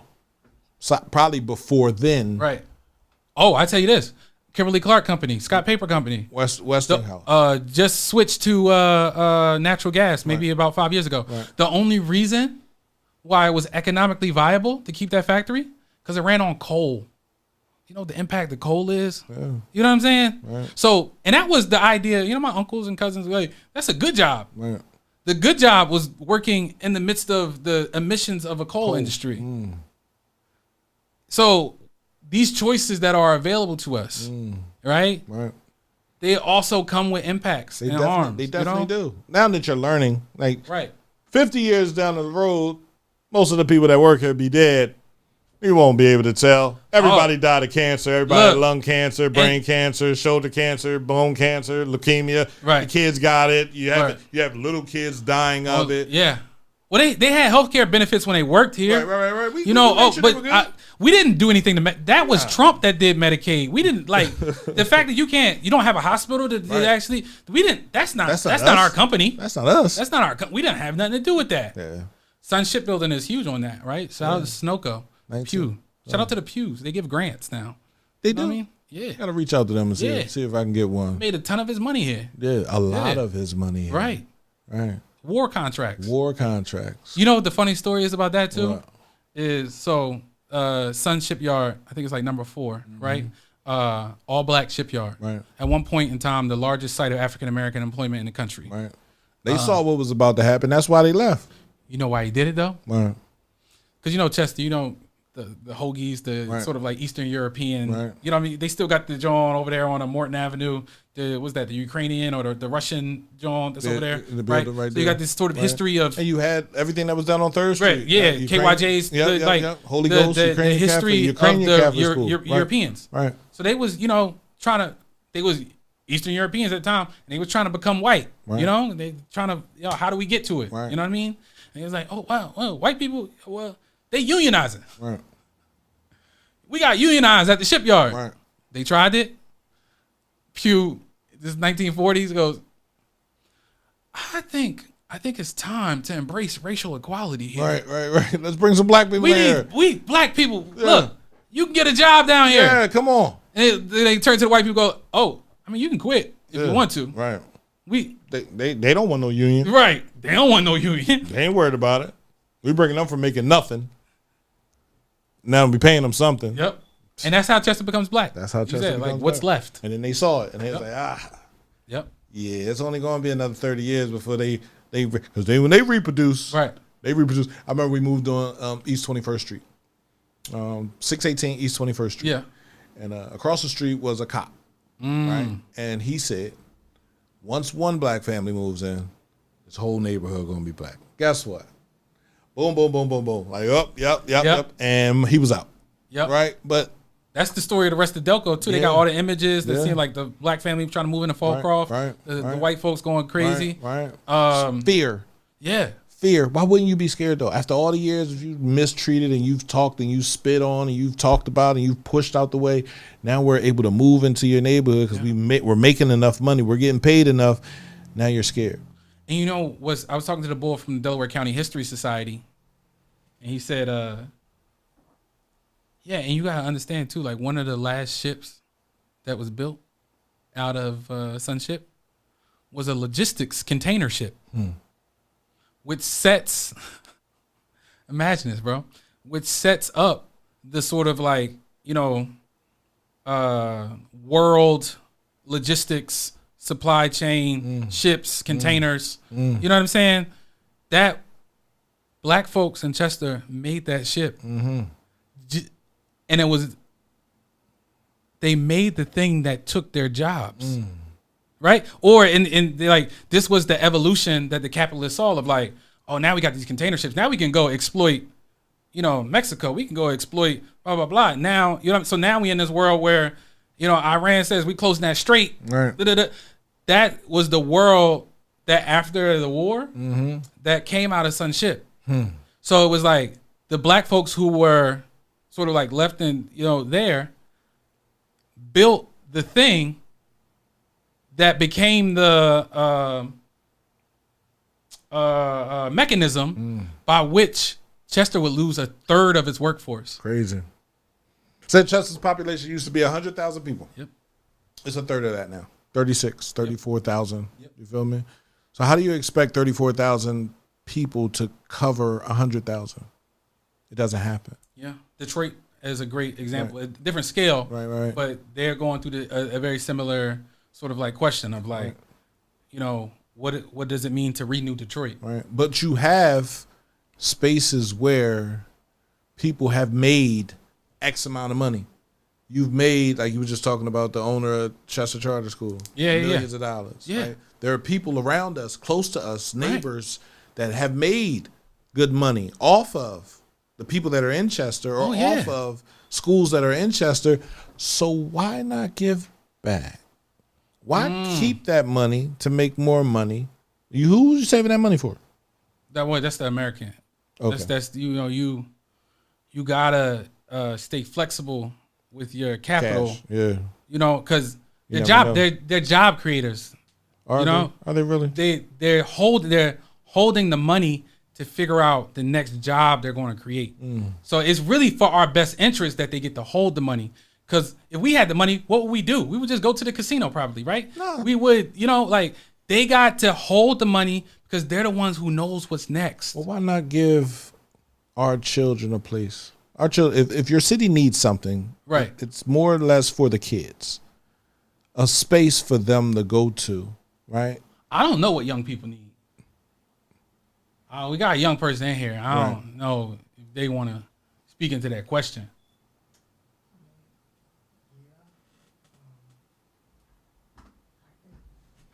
You want to? We're gonna get young LJ a mic. Okay. How you doing? What was the question again? What do young people need? What do young people need? They just need somebody to hear them out for real. Cause some young people don't really know how to communicate. Like a lot of people from the city of Chester, they're not really raised to communicate well. You know what I'm saying? So it's like you can't really teach a kid how to communicate to somebody when all their life they were taught to not say anything. They're Right. They're just, all right. Yeah. That's just, you a man, suck it up. Oh, yes. You a boy, you suck it up. You ain't got to worry about that. Then it's like, all right, when you get into the real world, and then people that actually want to care about you, actually want to hear about you, they're like, well, what do you want to say? Well, how do you want to say it? Well, I don't know, because I never got taught to say. I never got taught to speak how I feel. I only got taught to hide how I feel. Hide how you feel. Word. Yeah. I just had this conversation with my son. That is perfect. I actually might need this audio for my little project. I just had this conversation with my son. 19 years old. When he graduated high school, I realized that, he wanted to do something. Yeah. He said he wanted to go into the Air Force. I said, not with Trump, and not with Trump. Like, try another president. Got you. You feel me? You're still young. Right. You can go into the Army or the Armed Forces up until I don't know what age, but you can do it later. Well, at this point, you can be any age. You're taking anybody right now. Right. Yeah. But what did you want to go into the Air Force for? I wanted to work on airplanes. Okay. Yeah. All right. Go to the go to the airport, fill out an app. Yeah. You feel me? And look around. Now he's up at AIM, Avionics Institute for Mechanics. Right. You feel me? Great school. Right. Go there. You graduate from there, you can work for anybody. You can travel the world doing that, right? But if you don't feel complete and you still feel like you need to serve, or there's some other things that you need to learn, join the National Guard. And you can go to college. Yeah. You know what I'm saying? Like, learn to take from them. Yeah. They're going to take from you. Yeah. Right? But understand what you want and make sure you get what you want. Now, talking about communication, he's told me that I really wasn't there for him to I said, boy, yes, I was. You don't. Hold up. Because you jumped in there real quick. You said you wanted to hear him. Did you? Did you hear him? At the time when he said it, I didn't like the way he said it, so I was defensive. But we've talked since then. Okay, I got you. And I apologized to him. I said, listen, man, I was a grown man. My dad died when I was 12. I didn't have a father, so I thought just me being there was enough for you. Yeah. Right. I was there. I was a sounding board. You can come to me. You can talk to me about anything. I gave you that option, right? But you didn't want to use it. Yeah. You were young then. Right. Now you're older. Yep. I need you to talk to me. Yeah. I need you to bring me your quills and your ups and your downs and your faults and all the things that you feel like are wrong. Yeah. I need you to bring that to me. And I'm not telling you I'm going to have the right answer. Right. We're going to break it down together and make it make sense for us. Right. Because you need that. As a man, I'm telling you, at 19 years old, nobody told me that. Yeah. Nobody gave me that option. So you're winning right now. And the fact that you understand it, how old are you? 19. 19 years old, bro.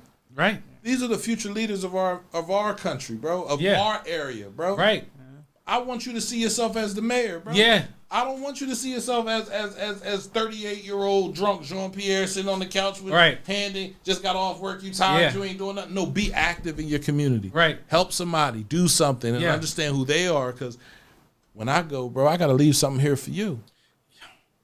And something that you can carry, bro. Yeah. And I would say just to honor that, like, I feel like that was, my father died when I was 16. And I feel like that conclusion, it could be one that I could write for him too, of like, he would probably be like, you in the house, right? Mm-hmm. it's stuff in the fridge, right? Right. All right, I did my job. No, your job. You know, your right? job- Right. I Yeah. realized that the job of a black father consists of more than just providing. But there's also a thing is like nobody taught you how. Exactly. Nobody taught you how to Right. raise a kid. Or No, nobody we had taught to you learn. how to do that. Right. So it's Absolutely. like you can't. It's not a book for anything. No. Like Right. I I explained mean, to there my is a mom. book.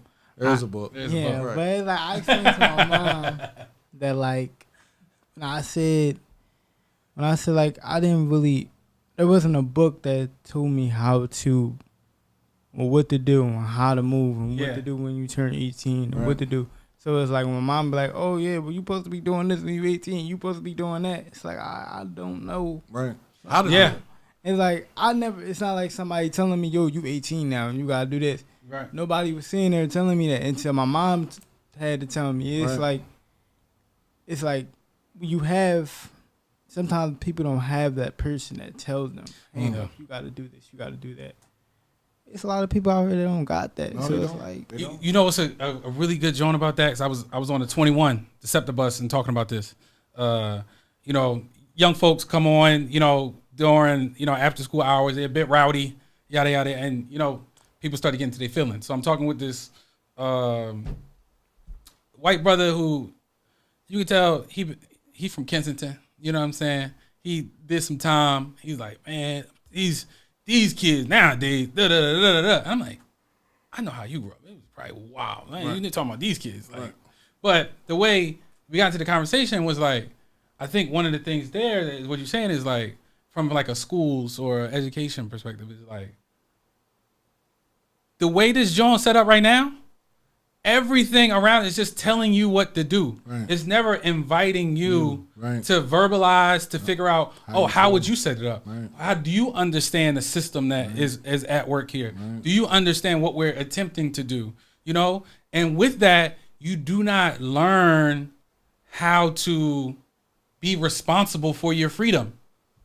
So that when you become free, it's just like they have No rules. they have cut off your Right. ability to self-consciously Right. come into that, so that like this part of like trying to find the language.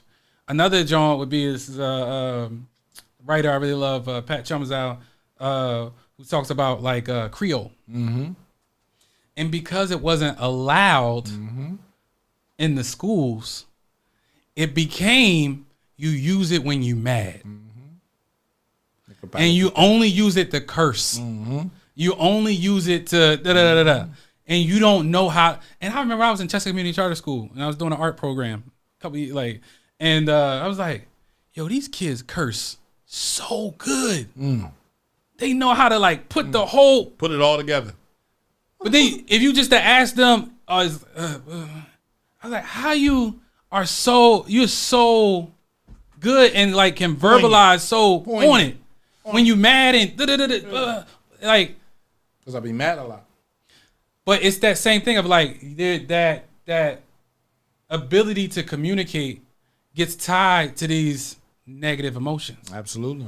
and you got to figure out how to take that same power. And we're just talking about, go back to the music, of how you take the same power that it takes to create a song about like a drill music song or and bring that into like speaking life. Yeah.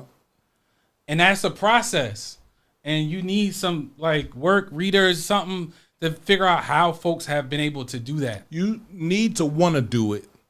Right. You need to want to know how important it is to do it, Right. to be able to do it. Right. I feel like Go ahead. Go ahead. I feel like a lot of people in Chester don't really have the dedication to really do what they want to do.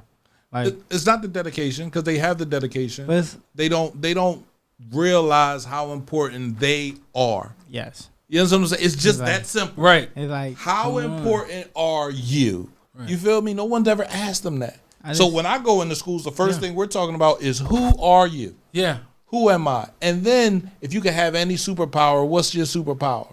I'm in the schools. The kids Right. love me. Guess what? The adults don't. Right. Because I'm teaching the kids to be powerful. I'm teaching them to use their voice. So the kids talking about, no, I don't like that. Right. You feel me? Well, why you talking to me like, oh, Uncle P told me I can ask the question. Well, why are you telling them they can? Because they should be able to ask you a question. Do you think like you're in charge that much that they can't ask you why are you making this decision? Right. About their school, about how you're treating them? No, it doesn't make sense. So But I feel like sometimes it be the way how people was raised back in the day. That's in Chester. I feel like some people that have been raised in Chester, they don't have the same mindset of the people that or the new generation. Right. So They don't. Like, But I tell you this, and I agree with you in this regard. One of the things that really helped me, old roommate of mine, Michael O'Brien, does incredible work, working Wealth Futures, working on sort of like workforce development stuff for you. And he comes out of like a neural science background, and he used to work in like schools. He also used to work in like homeless shelters. And one of the things he said is like, bro, you had to realize that like, you know how you be in school and like a fourth grader just hits a kid? Why you hit him? I don't know. Now, you know why. Blah, blah, blah, blah. But Mike says like, no, bro. They don't know. It's trauma does, like, you working out of this bubble.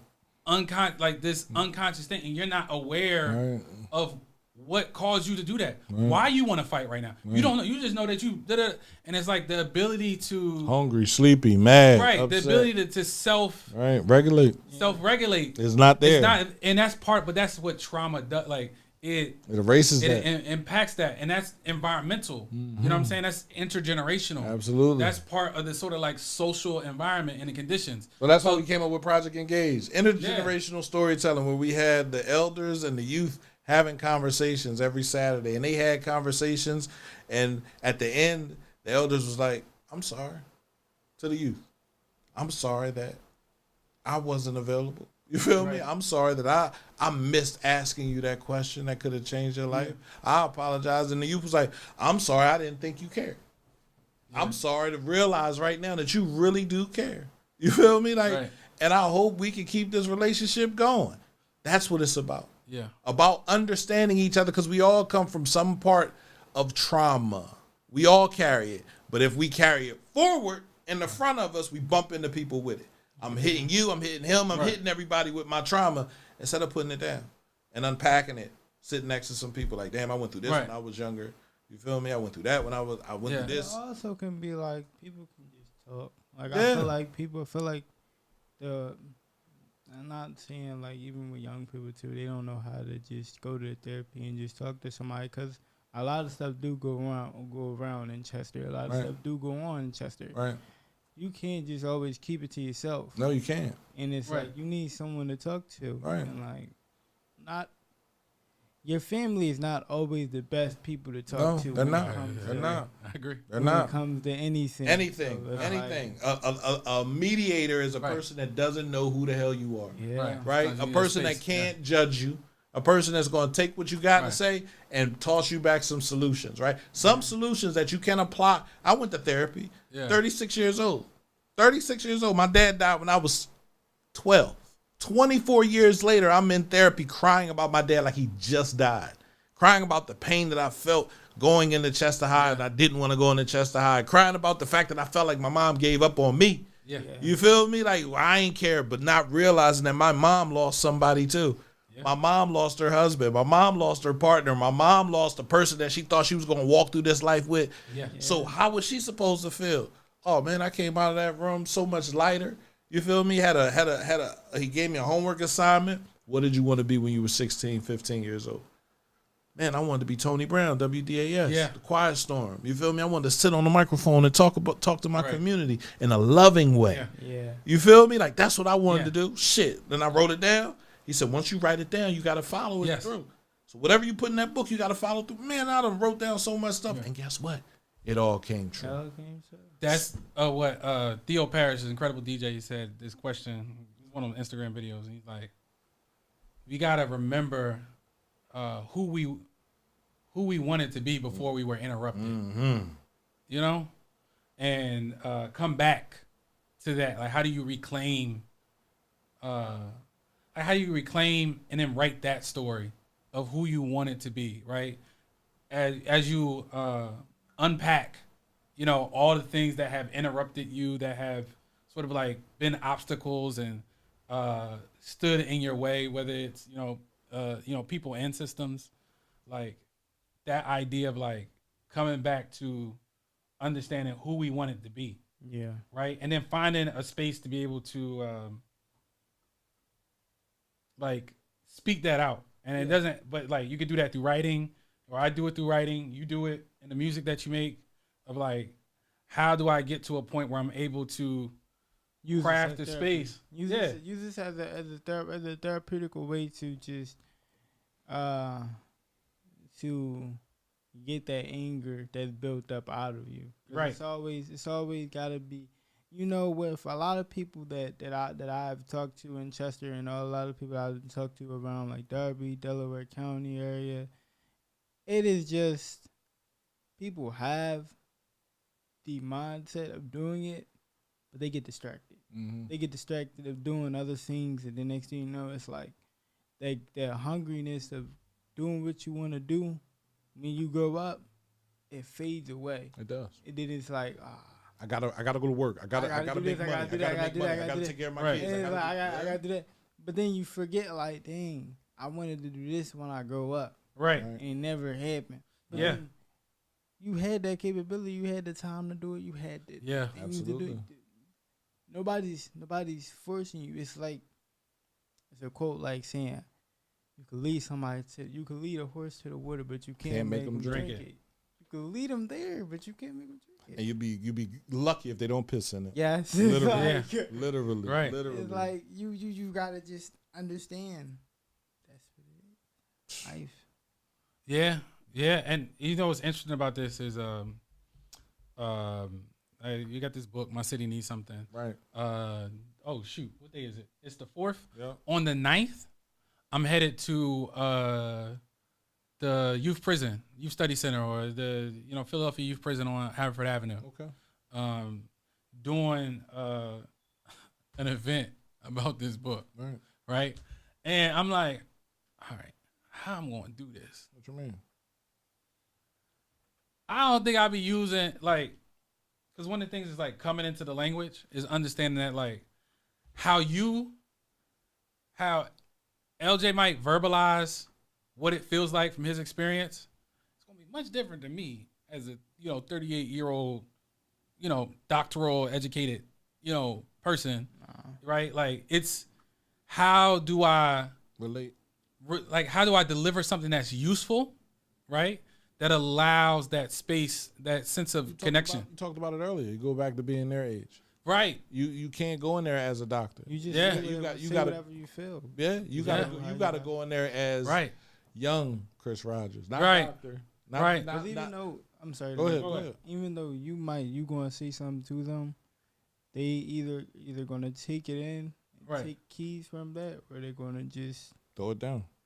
you just gotta just give it to them. Right. So this brother was sitting here how long? Like an hour and a half. Right. You know what I mean? And as soon as we give him the mic, he's like, "Oh, excuse, like I'm Yeah, ready. Like yeah, I've been ready the whole time. The whole time. We just could have just ain't. That was, I guess that's our fault as being like, It is. all right. It is. But now he ready for a mic. Right. Almost like he ready for a podcast. If you're asking Listen, me. if he is, But I I don't know. I told him from the first time. Right. he You're came. supposed to be an do it. engineer. I do I don't know. everything. Right. I do everything, man. Right, I can do anything. Right. You put Let's go. word into Because it. I do have some investments. We did. I forgot my contract. Right. Signed the record deal yesterday. Yeah, you did. Yeah. Okay. So Yeah. It's a. we working on something. All right. Yeah. So I think you having a show Right. and building it up Right. and building a community of folks Right. around the music. Right. I don't like as a for your music business pursuit. Come on. I think is right there. I think that's what would be like. Not only am I putting out music, but I'm also Talking. analyzing the music with a community of young folks, and we're building up a conversation about. It's like behind the music. Yeah. What else? Like, Yeah. Come on. Yeah. Look, I mean, I've always told you. I have a lot of ideas. I've been Right. doing a lot of things like on my own. Right. Like I've been doing like song words. Like these are things that like I do on my own because I don't have the platform to do it, or I don't have the help for people to help me do it. Right. But for sure, if you tell me, hey, look, I need this done by this time, I get it done for you because that's just how I want you to do what you want to do. I Right? Like Yes. you want to come through here and learn how to Right. be an engineer. I need an engineer. I need somebody to come through here and help me, so I can be on the other side asking questions, and I don't have to be using two mics. Right. Just two cameras. One camera focused Yeah. on us sitting at the table. You sitting here, sound engineering, playing with this. Right. If that's what you want to come through here and do, Right. listen. I would love to because And I'll give you a podcast, whatever you want to talk Yeah. about. We can negotiate all those stuff. You feel me? Here's When one. we Of, get here's off one of of the joints I dropped on that I thought was a jewel. Right. You let me know if it is. Go ahead. I said he was like, "Yo, I mean, look, I might have to get a job." I'm like, "Get a job," but when you get a job, don't just do like you're there to figure out how the system works. Right. You're there to figure out like, oh, how does this generate money? For the big guy, For the- person right. that's in charge Right. of it. How that does runs the- it, that owns it? How does the system? How do the Right. parts of the system, the equipment Right. alongside the delivery Yes. mechanisms, Yes. the sort of advertising, how does that all add up into a sustainable system? Yes. So you work in a job, but you really should be like peeping on like, oh, okay, this is how this works. This is how that works. This is how this works. So that once you understand how the system works, you can keep a job. It's easy to keep a job It's easy to keep it. because you know what is needed. I'm still like that today. I walk into every fast food joint and go like, you need a better shift manager here because the systems It's all fucked is up. off. The drive through, like Right. you got to put the better. I thank That's what you it's for that. about. I thank you for that. I thank you for being able to walk into a situation and understanding what's wrong with the situation and bringing it to the people that need to know. Right? So, thank you. Thank you for doing that. Thank you for Right. being who you are, who you've always been. I want to talk about this other initiative you got going on. Oh, yeah. We right? should do that with, things. with the pictures and all that good It stuff. connects back to everything we've been talking about. So the week of June 14th through the 20th will be the first ever Chester Photo Week presented by the Chester Gifted Program. We are inviting Chester to recognize the creative inspiration all around our city by making images that showcase the theme of Sea Pride. Who, what, and where do we look to discover and witness Sea Pride? So, you hit me up, you asked me for some pictures. I sent you CMP Radio Foundation, cmpradio.net. I sent you pictures of the radio station, right? Right. We're on location, right? We bring out the tents, we bring out everything that we bring, the missing plug, right? During homecoming, homecoming itself, right? So, So Go ahead. the poem underneath that, or the sort of poetry underneath that is a photograph. Reading a photograph is looking at the world through someone else's eyes. What happens when we get into a practice of seeing how someone else sees the world? What connections, relationships, possibilities? What are things that they notice that we don't notice? Right? So the more that we get into, there's some people who I feel like take advantage, like the hustle of they're the ones who get to sort of shape what the image is supposed to be.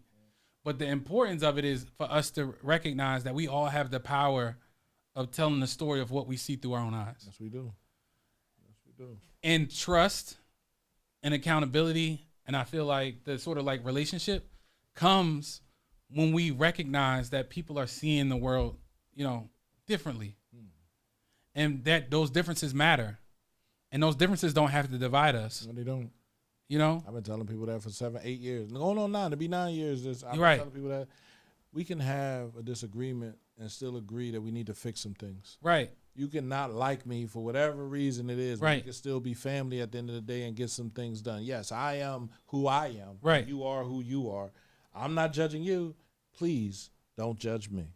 You feel me? So the metaphor at Chester Photo Week is simply like that. It's like we got to take time to see the world through other people's eyes. And if we took more time in Chester to do that, I think the seeds of that sort of like relationship and trust and would grow, because what is the things that bring you joy? What is the piece of Chester that brings you home? You know what I mean? How do we sort of acknowledge and bring that up? You know what I mean? I've seen them all. You've been, you probably were, like Yeah, I seen you. I seen the photo of Commodore Barry Bridge. I seen it. I seen you at the high.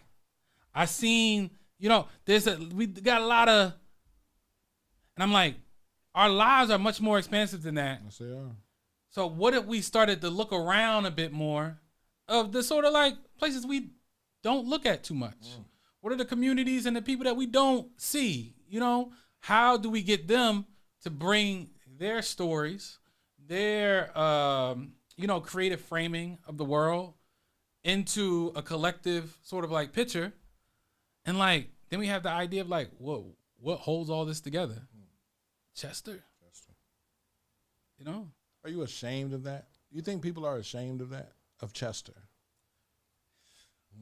So one of the people who I used for this book, George Lamming, he was the subject of my dissertation. He has this book called In the Castle of My Skin, right? And one of the trends that he's looking at through the book is this phrase, my people, right? And in the beginning of the book, it's the village, the sort of, of like, my people gonna be late. My people ain't got the money. My people, and like the ways that we use when we say my people is in that sort of like frame of, denigration or like it's a like a downplaying type of thing, right? And there's like a middle stage as well, but at the end of the book, one of the characters returns home after sort of like a journey, and it's like, yo, I gotta tell you about my people. I learned about him through Paul Robeson, right? I learned about him through like, think about like the lens of like a Malcolm X. When Malcolm X says my people. When Martin Luther King says my people, right? So it's like how, and so one of the themes of the book is like moving from this space when we say we attach these negative or sort of like deficit orientations to my people or our people or like Chester. Right. How do we get to a point where we're like, when I say my people, when I say Chester, I'm talking about the greatness. I'm talking about, and I'm not saying greatness based on, Jameer Nelson, you know what I mean? Like, Jalil Beats, Avery Sunshine, like that is that. But I'm also just talking about like the marvelous everyday things of like, one of the things I find particularly, great about Chester to me is like, bro, we all know each other. Yeah. You know how lonely the world is in Philadelphia? Like, people are lonely as hell. And I'm like, in Chester, we might be fighting, but we know each other. Right. We related. We have some form of like, there's a sense of community. Absolutely. That is formed in our city that a lot of people are jealous of. Yes. And they use it to kind of, try to do things about it, shit on us or whatever. Right. But like that piece is something that we all hold. Yep. You know what I mean? We're all family. Right? Somehow. So like, how do we talk about those everyday gestures that make us incredible people? I'll talk about it with love. Right. Right. I'll talk about it with grace. Yeah. And humility and forgiveness. Right. I talk about that stuff every day.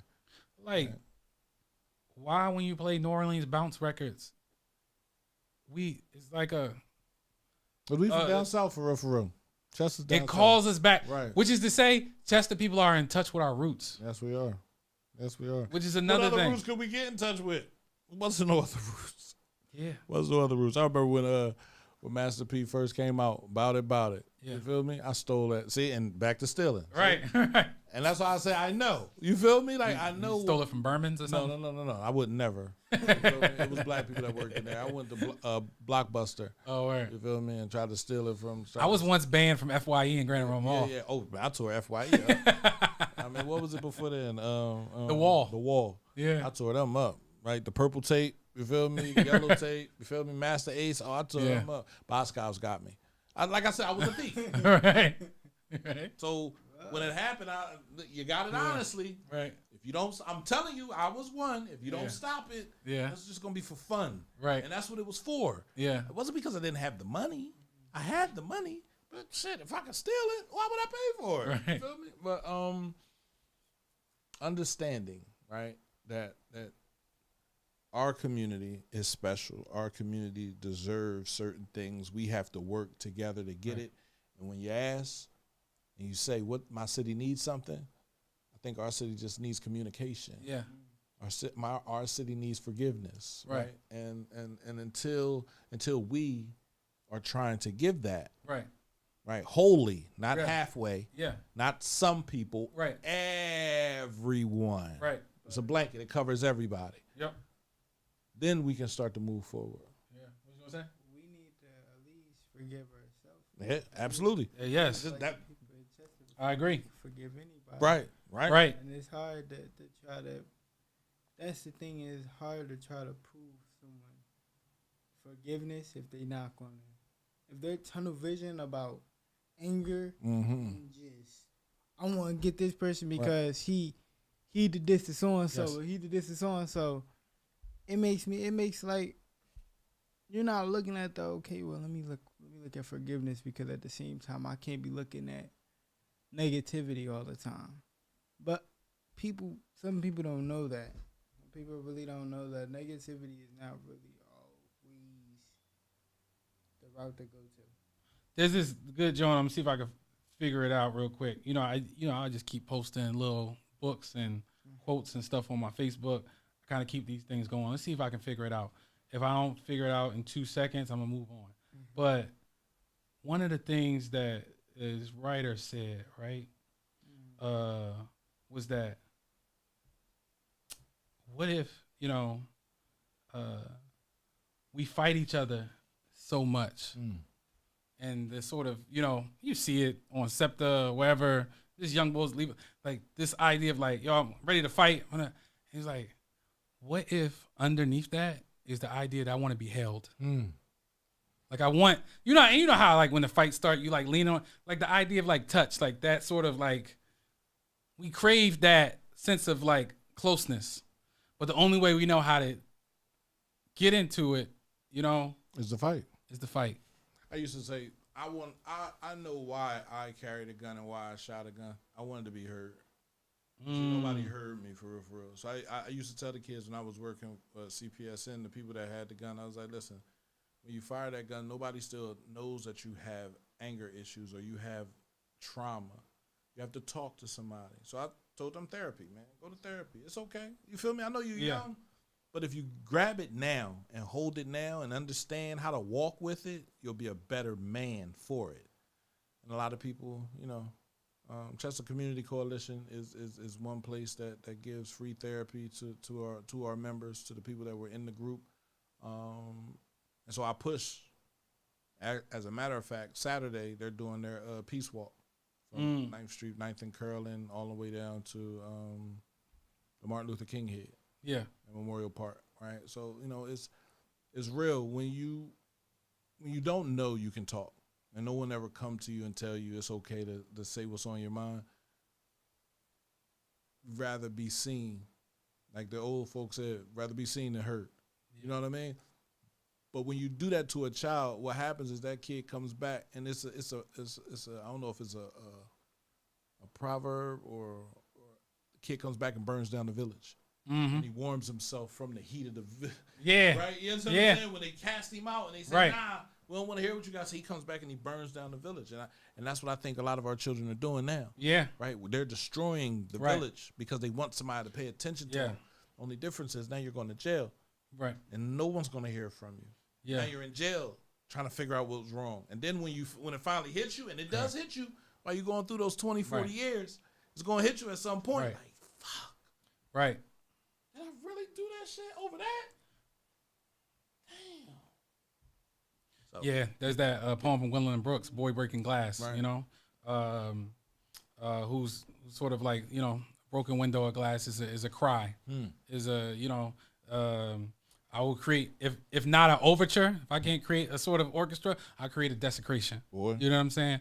And you sense that of like the ability, and that's why going back earlier where we started, right? From like the school thing of like the ability to like, break a teacher's will, if you will, Boy. Right? That sort of idea of like feeling the power of fear and knowing how to mobilize that fear to be able to like break somebody. How do you move from that place of like the politics of fear of like, yeah, and I got this gun and that gun and blah, blah, blah, blah, to recognize that like, yo, if you got guns, there's somebody planning and they're going to eventually do away with your guns. It has been seen all around this world. All around. You know, guns ain't enough. It ain't enough. You got to be a planner. Yes, you In do. order to be a planner, you got to think about the future. In order to think about the future, you got to unpack all your stuff because you're going to be triggered by everything that's around you. You're just reacting. There you go. And you're not responding. You're reacting. You're saying you don't know what to go in there and say to the kids? There you go. But then I'm going to be like, you know, I ain't trying to be like, no, a principal, Mr. Belding. You know what I'm saying? I'm trying to be like. What you're going to have is patience. And that's what a lot of people need is patience. Patience. Patience. A lot of patience and communication because a lot of people don't know.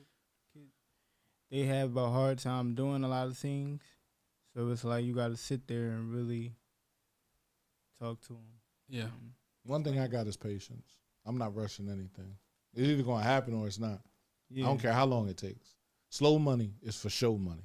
You understand what I'm saying? Like, and I used to say that when I was even out there. I ain't worried about getting every dollar. I'm worried about the dollars that are meant for me. Right. When my phone go off, that person wants to spend with me. I'm not worried about the money out here. So y'all want to fight and fuss over that? Cool. Right. When the person call me, I know what they want. I'm out. Right. And when I get there, it's probably gonna be more people for me. So I'm good. But you have a film coming out. You were a part of a film. Oh yes, man. yes. So I got a part of this. It's like a short film. It's the beginning of what Lori hopes to be a series called Abolition Conversations, and it's me in conversation with a dear friend of mine, someone we partnered up in Strawberry Mansion, Kevin Upshur. He runs the Strawberry Mansion Learning Center and works with young people. Incredible brother, devout Muslim. The space that we are even recording the thing in used to be a bar. And I love hearing him story because this is like, you know, North Philly, 30th and Dolphin. And like his mother, it was his mother's bar, you know, and like, so imagine running a bar through crack era North Philly, right?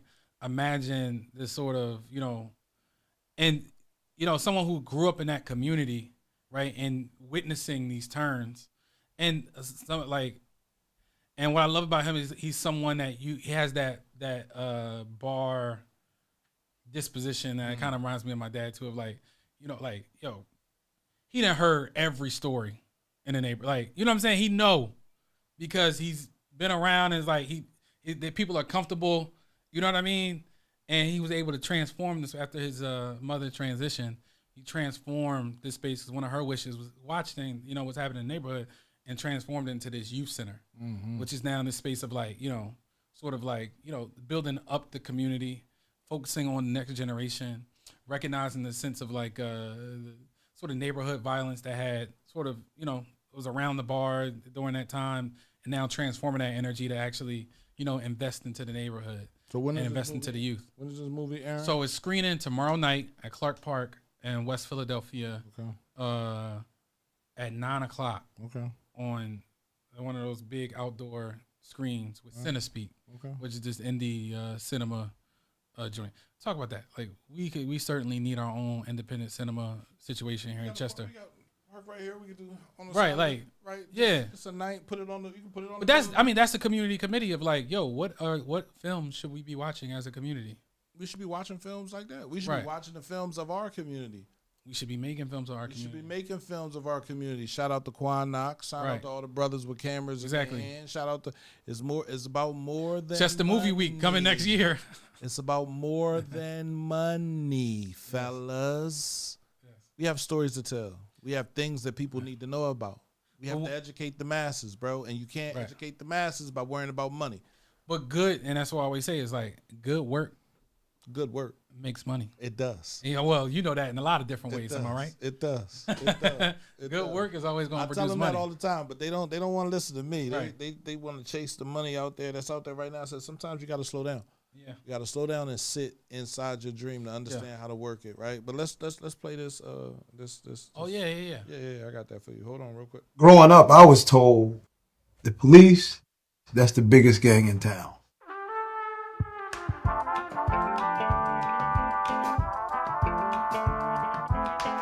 And when they show up, you do what they tell you. By the time I'm in middle school, right, it's if you are not living the straight and arrow, the system is creating a bed for you. I always wondered, like, could we be a part of creating the order together? Because I think we would ask different questions. Working inside, I realized that the need was for me on the outside. Because we have to talk to these young people so they don't get inside. Maybe we can model something. We need community anchor institutions that are thinking about a type of long-term vision, not just for itself, but for the community.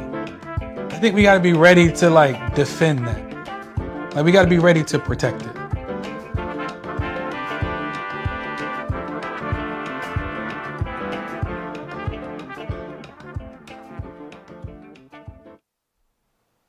Yo, good job, bro. Thank you. I'm not gonna keep telling you good job. You got books Nah. out, you dropping books, you doing movies, you feel me? We got an album dropping at the end of You got summer. an album dropping, Yeah. you got an initiative for photos, you got a block Photo party. joint. We got a block party coming, yes. Shout out to the Missing Plug. This will be the second block party. It's happening on my birthday, too. It's kind of coincidental. You know what I'm saying? I'm giving a birthday gift to myself by organizing a block party in Chester. A birthday gift to yourself. Is organizing a block When's party. your birthday? August 22nd. All right, that's the day of the block party? That's the day of the block party. All right, I'll get you a cake. All you got to do is just invest in the small businesses that we incubating through the block party. I'm already invested. I am a small business. Right. That's what we doing. Fuck? Oh, we starting an entrepreneur circle, too. The fuck? Because you know the game is, bro? What? You know the game is this, bro. What's The game is, so we got $10,000 from Delaware County to be able to support this block party. Right. It's a public funded program. I'm not telling any secrets. It's the DeSigra funding. Right. You got to put an application money in, from blah, them, blah, too. blah. Right. I'm They- just, they- if they anybody fund- who's watching, funding just let Fusion you know, Friday. I don't Right. mind talking about this stuff. Right. And But see, then it comes back. Then so you at some point you got to be okay with not saying everything, but give the information to your brothers. I'm giving the information to my people. Right. And I would say, like, what we're looking at is like the block party, and I feel like this with homecoming too, is under appreciated as an economic force. Yes. The shirts, the who are we getting all this meat from?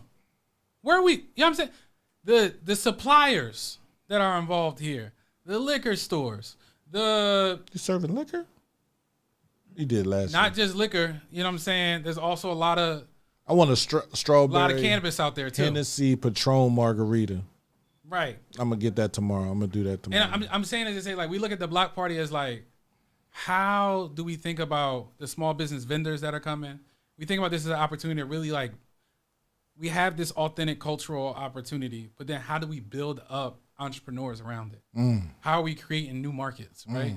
And recognizing the sort of talent that happens in collaboration, right? That if we can build a system where, you know, one person's selling lemonade and you match the lemonade because you getting the platter from over there and you get the lemonade from over here. Like, how do these businesses pair together? So, like, we're building the block party. It's meant to be an incredible, beautiful day, but also behind the scenes or underneath it, I hope folks notice, is that, like, we need to uplift our local businesses, right? And our culture that is an opportunity to be able to do that. And when we can create, empower safe spaces in our community, the money keeps flowing. And you know what keeps crime down? Money flowing. Boy, I don't know why people don't understand that. I don't know why they can't Yeah. see that, right? And I get it.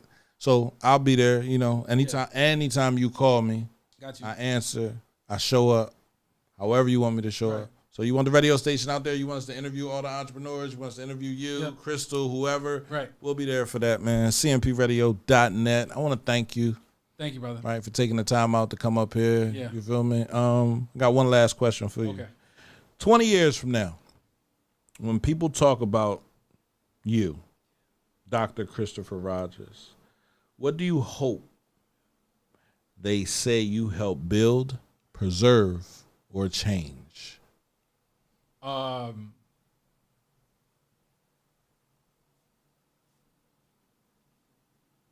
a lot of different ways. And I think the first thing that comes to mind is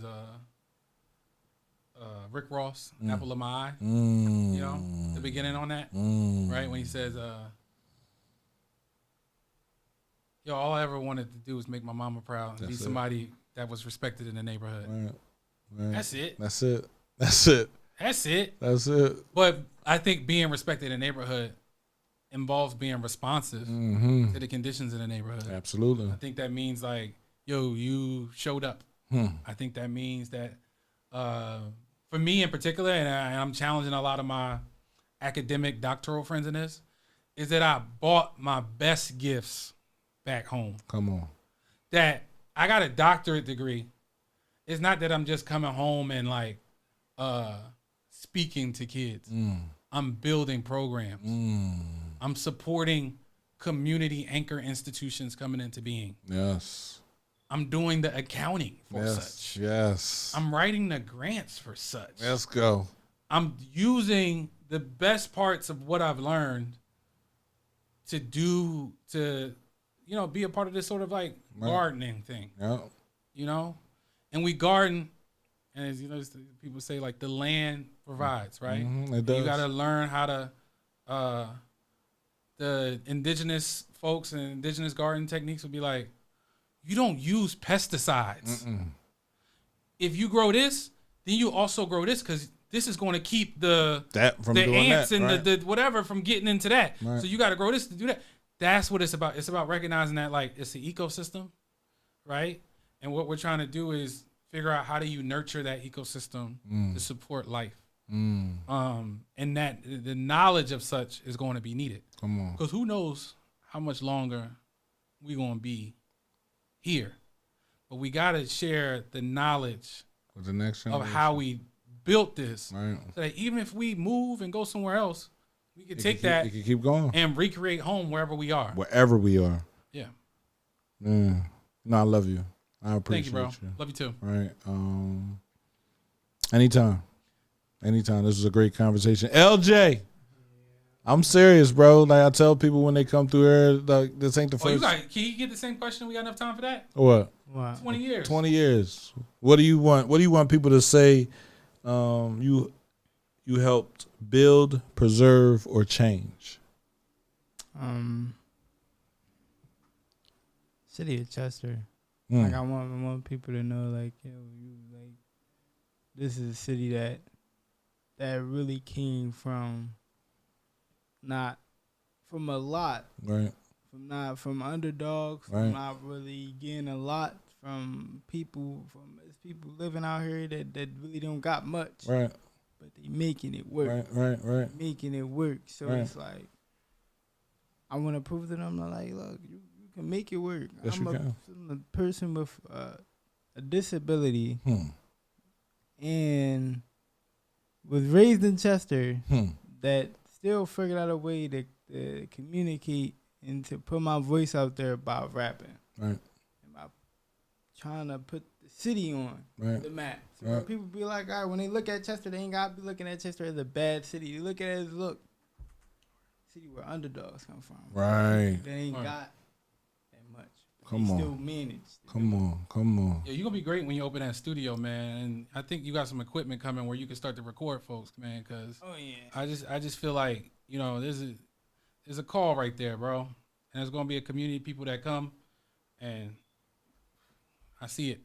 So that's all I ever wanted. Yep. Right, was to be able to open up a center, and I know where the building is. It's right on 9th Street, that old lock building, Oh, word. the Key Lock building, right on 9th, across from AutoZone. You feel me? Yes. Turn that into a community center where we bring kids to come in to learn music, right, or to do podcasting or radio, right? 3 different studios in it. So I've always had a dream, for real, to build a radio station right? For the city, a real radio station, not an internet radio station, a real radio station from Chester that goes out throughout wherever it goes. You feel me? But if you trying to build a studio, you feel me, to record music, do that. You feel me? Invest in yourself, right? Because once you invest in yourself, it makes it easier for others to invest in you because they see your passion. They see what you love to do. People see what I do, and they hit me up and they're like, yo, P, how can I? Look, just come and learn. I'll teach anybody how to do anything, right? So if you want to learn this stuff, yeah, you come through here. Whenever you want to learn, you hit me up, get my phone number when you leave here. Call me tomorrow. I'm going to say I'm here, bro. Come through. From what you want to learn. I got to ask you what you want to learn because I don't want to put nothing on your lap that you don't want. You know what I mean? I want to give you what you want. Give you what you want. You do what you want. You do what you need. And we keep moving forward like that. All right? All right. Chris. Appreciate you. No, I appreciate you. Absolutely. Absolutely. Appreciate you. No, love y'all. I Love gotta y'all. figure out what's open to eat around here at this time. 8 o'clock. Showwells. You like Showwells? Yeah.